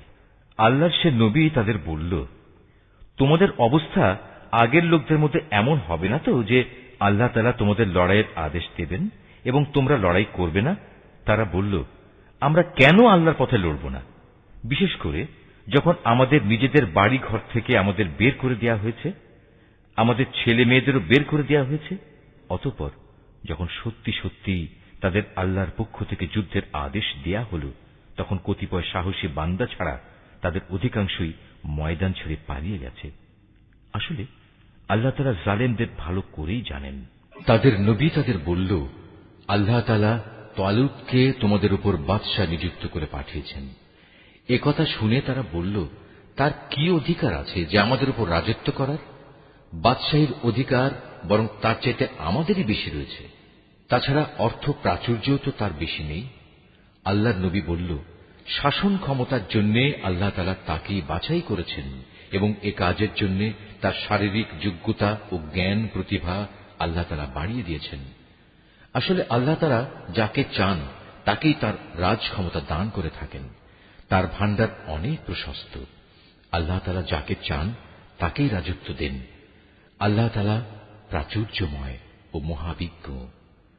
তাদের নবী তাদের আরো বলল, আল্লাহ তাআলা যাকে পাঠাচ্ছেন তার বাদশাহীর অবশ্যই একটা চিহ্ন থাকবে এবং তা হচ্ছে সে তোমাদের সামনে হারানো সিন্দুকটি এনে হাজির করবে।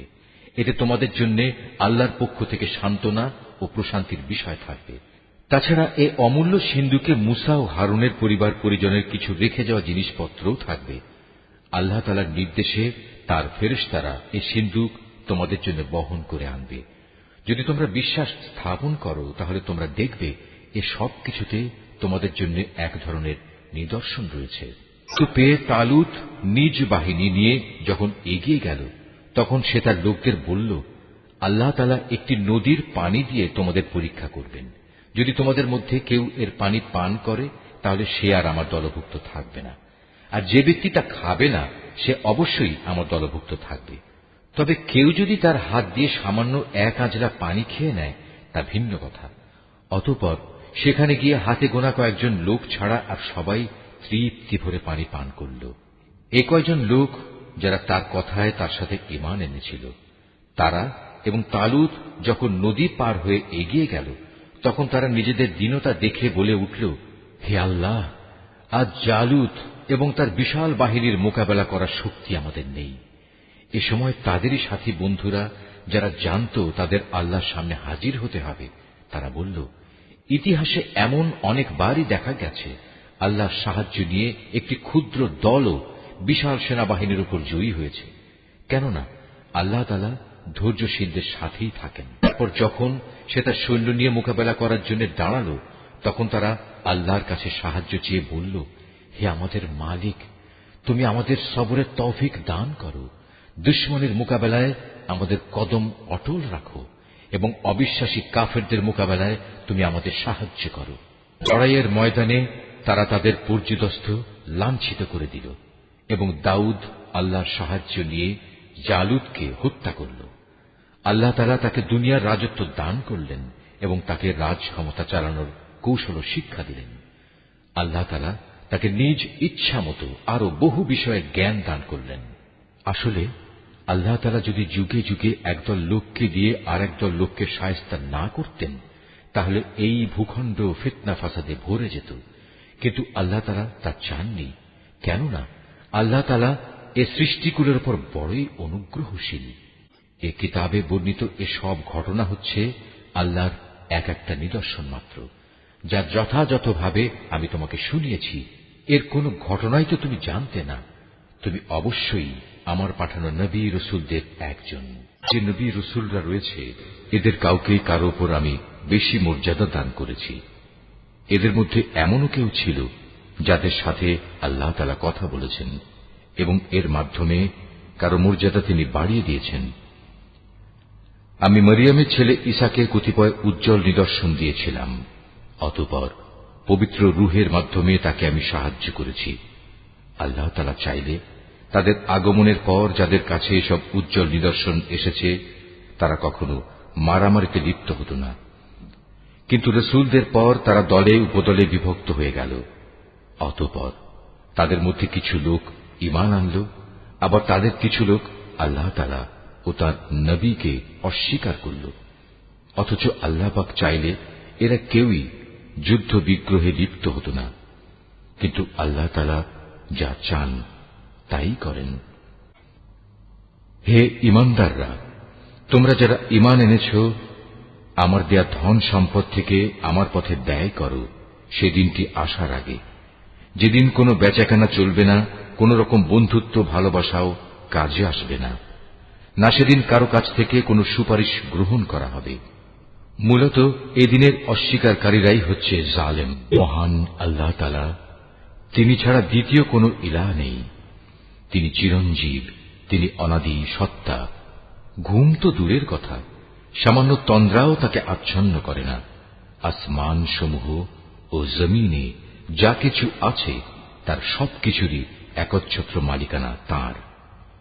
কে এমন আছে যে তার দরবারে বিনা অনুমতিতে সুপারিশ করবে? তাদের বর্তমান ভবিষ্যতের সবকিছুই তিনি জানেন। তার জানা বিষয়সমূহের কোনো কিছুই কারো জ্ঞানের সীমা পরিসীমার আয়ত্তাধীন হতে পারে না। তবে কিছু জ্ঞান যদি তিনি কাউকে দান করে থাকেন তবে তা ভিন্ন কথা। তার বিশাল সাম্রাজ্য আসমান জমিনের সবকিছুই পরিবেষ্টন করে আছে। এই উভয়টির হেফাজত করার কাজ কখনো তাকে পরিশ্রান্ত করে না। তিনি পরাক্রমশালী ও অসীম মর্যাদাবান। আল্লাহর দ্বীনের ব্যাপারে কোনো জোর জবরদস্তি নেই, কারণ সত্য এখানে মিথ্যা থেকে পরিষ্কার হয়ে গেছে। তোমাদের মধ্যে যদি কোনো ব্যক্তি বাতিল মতাদর্শকে অস্বীকার করে, আল্লাহর দেয়া জীবনাদর্শের উপর ঈমান আনে, সে যেন এর মাধ্যমে এমন এক শক্তিশালী রশি ধরল যা কোনোদিনই ছিঁড়ে যাবার নয়। আল্লাহ তাআলা সবকিছুই শোনেন এবং সবকিছুই জানেন। যারা আল্লাহর উপর ঈমান আনে, আল্লাহ তাআলাই হচ্ছেন তাদের সাহায্যকারী বন্ধু। তিনি জাহেলিয়াতের অন্ধকার থেকে তাদের ঈমানের আলোতে বের করে নিয়ে আসেন। অপরদিকে যারা আল্লাহকে অস্বীকার করে, বাতিল শক্তিসমূহই হয়ে থাকে তাদের সাহায্যকারী। তা তাদের দ্বীনের আলোক থেকে কুফরির অন্ধকারের দিকে নিয়ে যায়। এরাই হচ্ছে প্রকৃতপক্ষে জাহান্নামের অধিবাসী। সেখানে তারা চিরদিন থাকবে। তুমি কি সে ব্যক্তির অবস্থা দেখোনি যে ব্যক্তিকে আল্লাহ তাআলা দুনিয়ার রাষ্ট্র ক্ষমতা দেওয়ার পর সেই ইব্রাহিমের সাথে স্বয়ং মালিকের ব্যাপারে বিতর্কে লিপ্ত হল? বিতর্কের এক পর্যায়ে ইব্রাহিম বলল, আমার মালিক তিনি, যিনি সৃষ্টিকুলকে জীবন দান করেন, মৃত্যু দান করেন। সে বলল, জীবন মৃত্যু তো আমিও দিয়ে থাকি। ইব্রাহিম বলল, আমার আল্লাহ তাআলা পূর্ব দিক থেকে প্রতিদিন সূর্যের উদয় ঘটান। একবার তুমি তা পশ্চিম দিক থেকে বের করে দেখাও তো।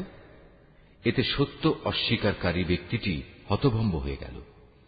আসলে আল্লাহ তাআলা জালেম জাতিকে কখনো পথের দিশা দেন না। ঘটনাটি কি সেই ব্যক্তির মতো যে একটি বস্তির পাশ দিয়ে যাওয়ার সময় যখন দেখল তা বিধ্বস্ত হয়ে আপন অস্তিত্বের উপর মুখ থুবড়ে পড়ে আছে, তখন সে ব্যক্তি বলল, এ মৃত জনপদকে কিভাবে আল্লাহ তাআলা আবার পুনরুজ্জীবন দান করবেন? এক পর্যায়ে আল্লাহ তাআলা সত্যি সত্যি তাকে মৃত্যু দান করলেন এবং এভাবেই তাকে 100 বছর ধরে মৃত ফেলে রাখলেন। অতঃপর তাকে পুনরায় জীবিত করলেন। এবার জিজ্ঞেস করলেন, বলতে পারো তুমি কতকাল মৃত অবস্থায় কাটিয়েছ? সে বলল, আমি একদিন কিংবা একদিনের কিছু অংশ মৃত অবস্থায় কাটিয়েছি। আল্লাহ তাআলা বললেন, বরং এমনি অবস্থায় তুমি 100 বছর কাটিয়ে দিয়েছ। তাকিয়ে দেখো তোমার নিজস্ব খাবার ও পানীয়ের দিকে, দেখবে তা বিন্দুমাত্র পচেনি। তোমার গাধাটির দিকেও দেখো, তাও একই অবস্থায় আছে। আমি এসব এজন্যই দেখালাম যেন আমি তোমাকে মানুষদের জন্য পরকালীন জীবনের একটি জীবন্ত প্রমাণ হিসেবে উপস্থাপন করতে পারি। এই মৃত জীবের হাড় পাঁজরগুলোর দিকে তাকিয়ে দেখো, তুমি নিজেই দেখতে পাবে আমি কিভাবে তা একটার সাথে আরেকটা জোড়া লাগিয়ে নতুন জীবন দিয়েছি। অতঃপর কিভাবে তাকে আমি গোশতের পোশাক পরিয়ে দিয়েছি। অতএব এভাবে আল্লাহর দেখানো এ বিষয়টি যখন তার কাছে পরিষ্কার হয়ে গেল, তখন সে বলে উঠল, আমি এটা জানি, অবশ্যই আল্লাহ তাআলা সব কিছুর উপর ক্ষমতাবান। যখন ইব্রাহিম বলল, হে মালিক, মৃতকে তুমি কিভাবে পুনরায় জীবিত করো তা আমাকে একটু দেখিয়ে দাও। আল্লাহ তাআলা বললেন, কেন, না দেখে কি তুমি বিশ্বাস করো না? ইব্রাহিম বলল, হ্যাঁ প্রভু, আমি বিশ্বাস করি, কিন্তু এর দ্বারা আমার মন একটু সান্ত্বনা পাবে, এই যা। আল্লাহ তাআলা বললেন, তুমি বরং এক কাজ করো, 4টি পাখি ধরে আনো, অতঃপর আস্তে আস্তে এই পাখিগুলোকে তোমার কাছে পোষ মানিয়ে নাও, যাতে ওদের নাম তোমার কাছে পরিচিত হয়ে যায়। তারপর তাদের শরীর কেটে কয়েক টুকরায় ভাগ করো, তাদের কাটা এক একটি টুকরো এক একটি পাহাড়ের উপর রেখে এসো। অতঃপর ওদের সবার নাম ধরে তুমি ডাকো, দেখবে জীবন্ত পাখিতে পরিণত হয়ে ওরা তোমার কাছে দৌড়ে আসবে। তুমি জেনে রাখো, আল্লাহ তাআলা মহা শক্তিশালী, বিজ্ঞ, কুশলী। ধন সম্পদ আল্লাহ তাআলার পথে খরচ করে তাদের উদাহরণ হচ্ছে একটি বীজের মতো, যে বীজটি বপন করার পর তা থেকে একে একে 7টি শীষ বেরুল, আবার এর প্রতিটি শীষে রয়েছে 100 শস্য দানা। আসলে আল্লাহ তাআলা যাকে চান তাকে বহু গুণ বৃদ্ধি করে দেন। আল্লাহ তাআলা অনেক প্রশস্ত, অনেক বিজ্ঞ। যারা আল্লাহ তাআলার পথে নিজেদের ধন সম্পদ ব্যয় করে এবং ব্যয় করে তা প্রচার করে বেড়ায় না, খোঁটা দেয় না এবং কষ্টও দেয় না, এজন্য তাদের মালিকদের কাছে তাদের জন্য পুরস্কার সংরক্ষিত রয়েছে। শেষ বিচারের দিন এদের কোনো ভয় নেই, তাদের সেদিন দুশ্চিন্তাগ্রস্ত হতে হবে না। একটুখানি সুন্দর কথা বলা এবং উদারতা দেখিয়ে ক্ষমা করে দেয়া সেই দানের চাইতে অনেক ভালো, যে দানের পরিণামে কষ্টই আসে। আল্লাহ তাআলা কারোরই মুখাপেক্ষী নন, তিনি পরম ধৈর্যশীলও বটে।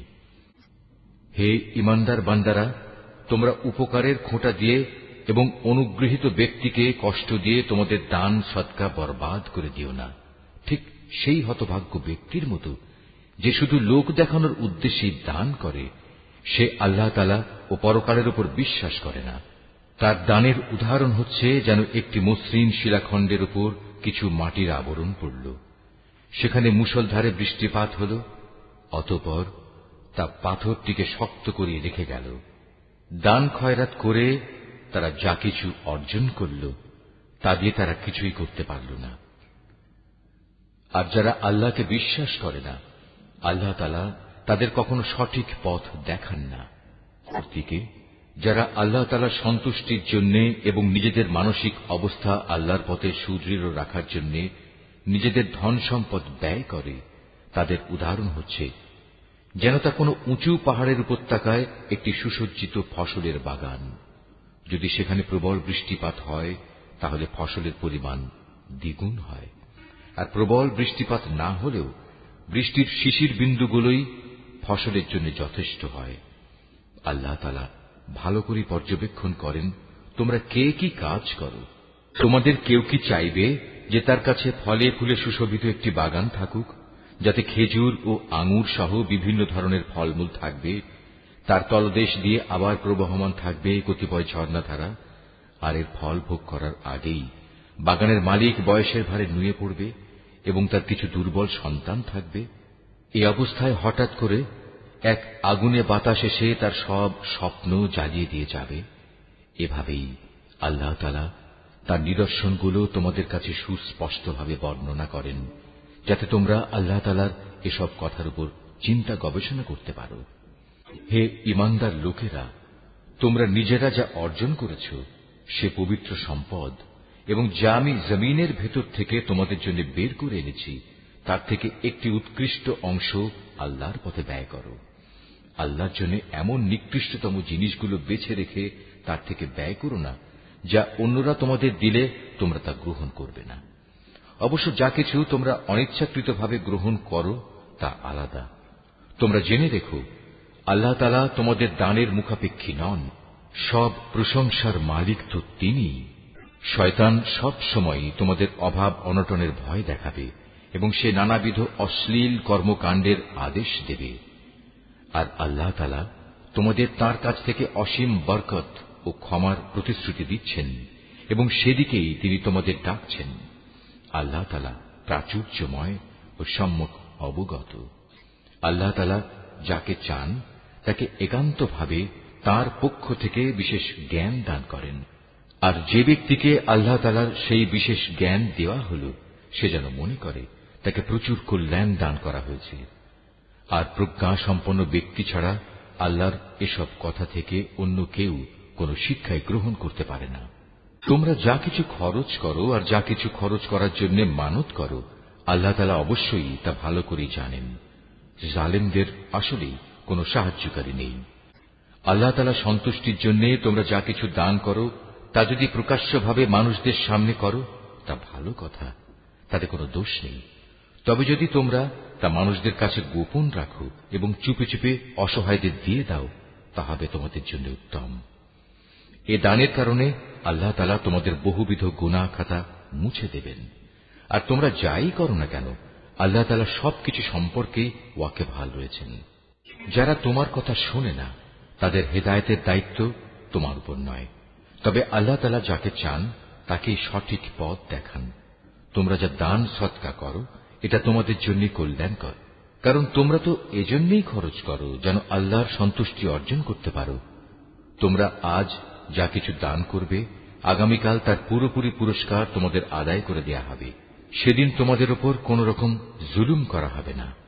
দান সদকা তো তোমাদের মাঝে এমন কিছু গরিব মানুষের জন্য যারা আল্লাহর পথে এমন ভাবে ব্যাপৃত, যারা নিজেদের জন্য জমিনের বুকে চেষ্টা সাধনা করতে পারে না, আত্মসম্মান বোধের কারণে কিছু চায় না বলে অজ্ঞ মূর্খ লোকেরা এদের মনে করে এরা বুঝি সচ্ছল।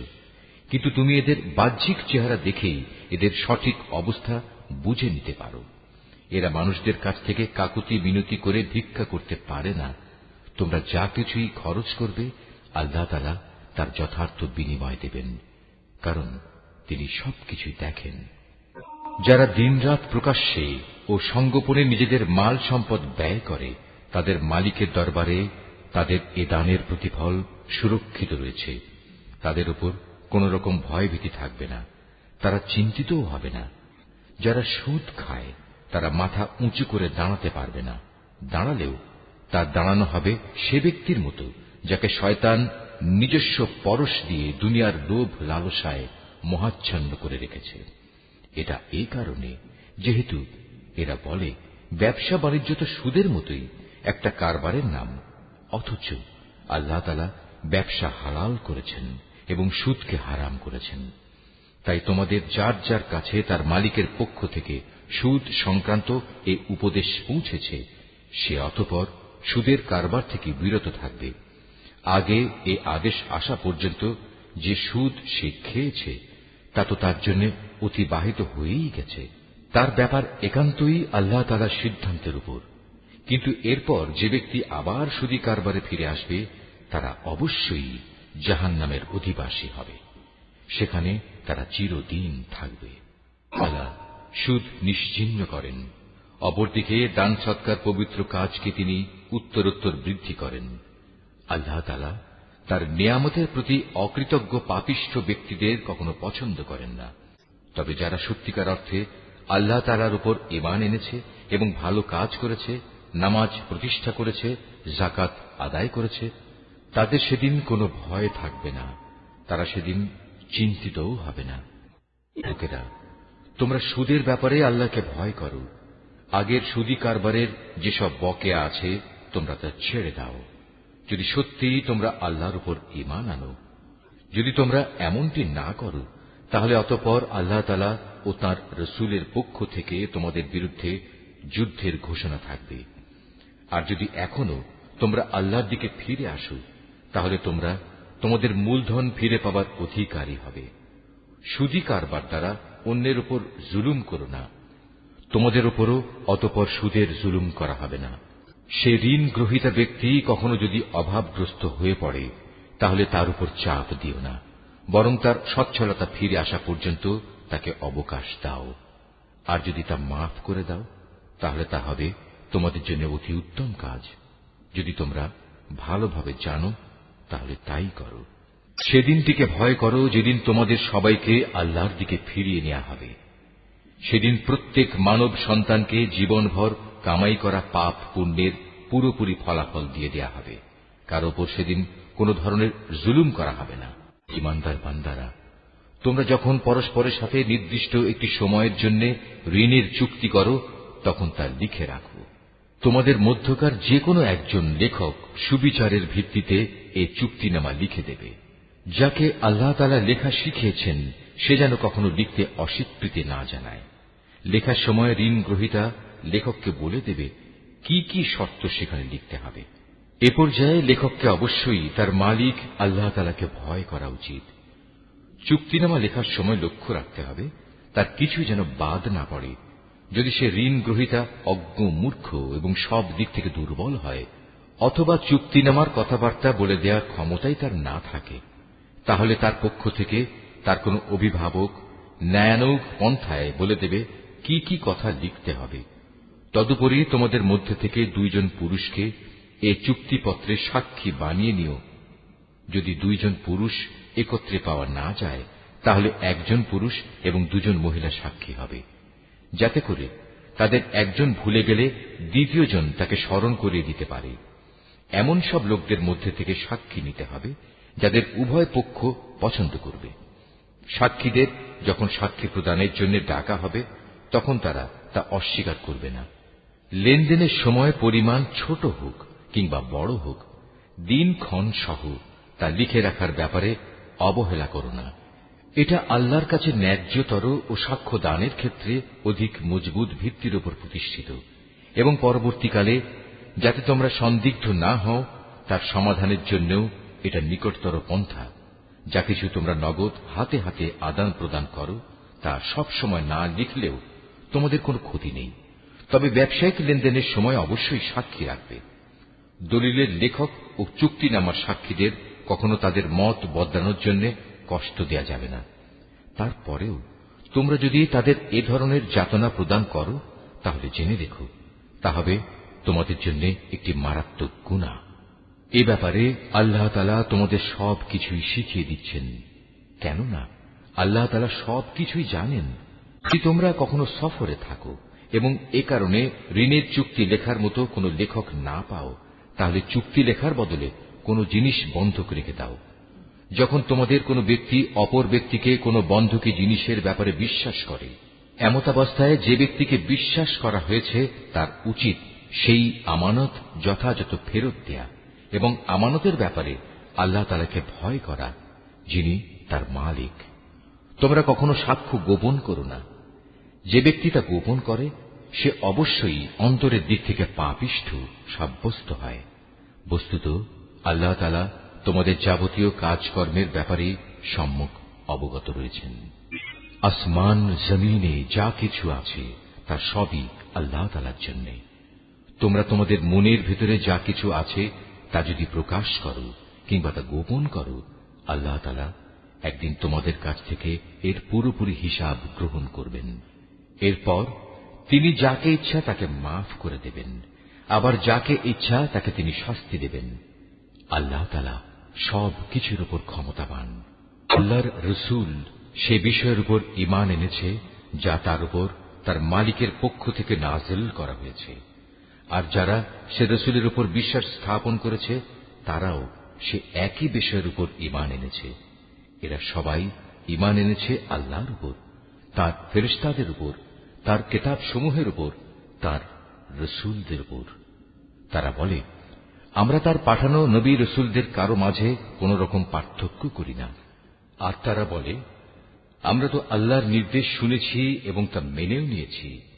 হে আমাদের মালিক, আমরা তোমার ক্ষমা চাই এবং আমরা জানি আমাদের একদিন তোমার কাছেই ফিরে যেতে হবে। আল্লাহ তাআলা কখনো কাউকেই তার শক্তি সামর্থ্যের বাইরে কোনো কাজের দায়িত্ব চাপিয়ে দেন না। সে ব্যক্তির জন্য ততটুকু বিনিময় রয়েছে যতটুকু সে এ দুনিয়ায় সম্পন্ন করবে, আবার সে যতটুকু মন্দ দুনিয়ায় অর্জন করেছে তার উপর তার ততটুকু শাস্তি পতিত হবে। অতএব হে মুমিন ব্যক্তিরা, তোমরা এই বলে দোয়া করো, হে আমাদের মালিক, যদি আমরা কিছু ভুলে যাই, কোথাও যদি আমরা কোনো ভুল করে বসি, তার জন্য তুমি আমাদের পাকড়াও করো না। হে আমাদের মালিক, আমাদের পূর্ববর্তী জাতিদের উপর যে ধরনের বোঝা তুমি চাপিয়েছিলে তা আমাদের উপর চাপিও না। হে আমাদের মালিক, যে বোঝা বইবার সামর্থ্য আমাদের নেই তা তুমি আমাদের উপর চাপিয়ে দিও না। তুমি আমাদের উপর মেহেরবানি করো, তুমি আমাদের মাফ করে দাও, আমাদের উপর তুমি দয়া করো। তুমি আমাদের একমাত্র আশ্রয়দাতা বন্ধু। অতএব কাফেরদের মোকাবেলায় তুমি আমাদের সাহায্য করো।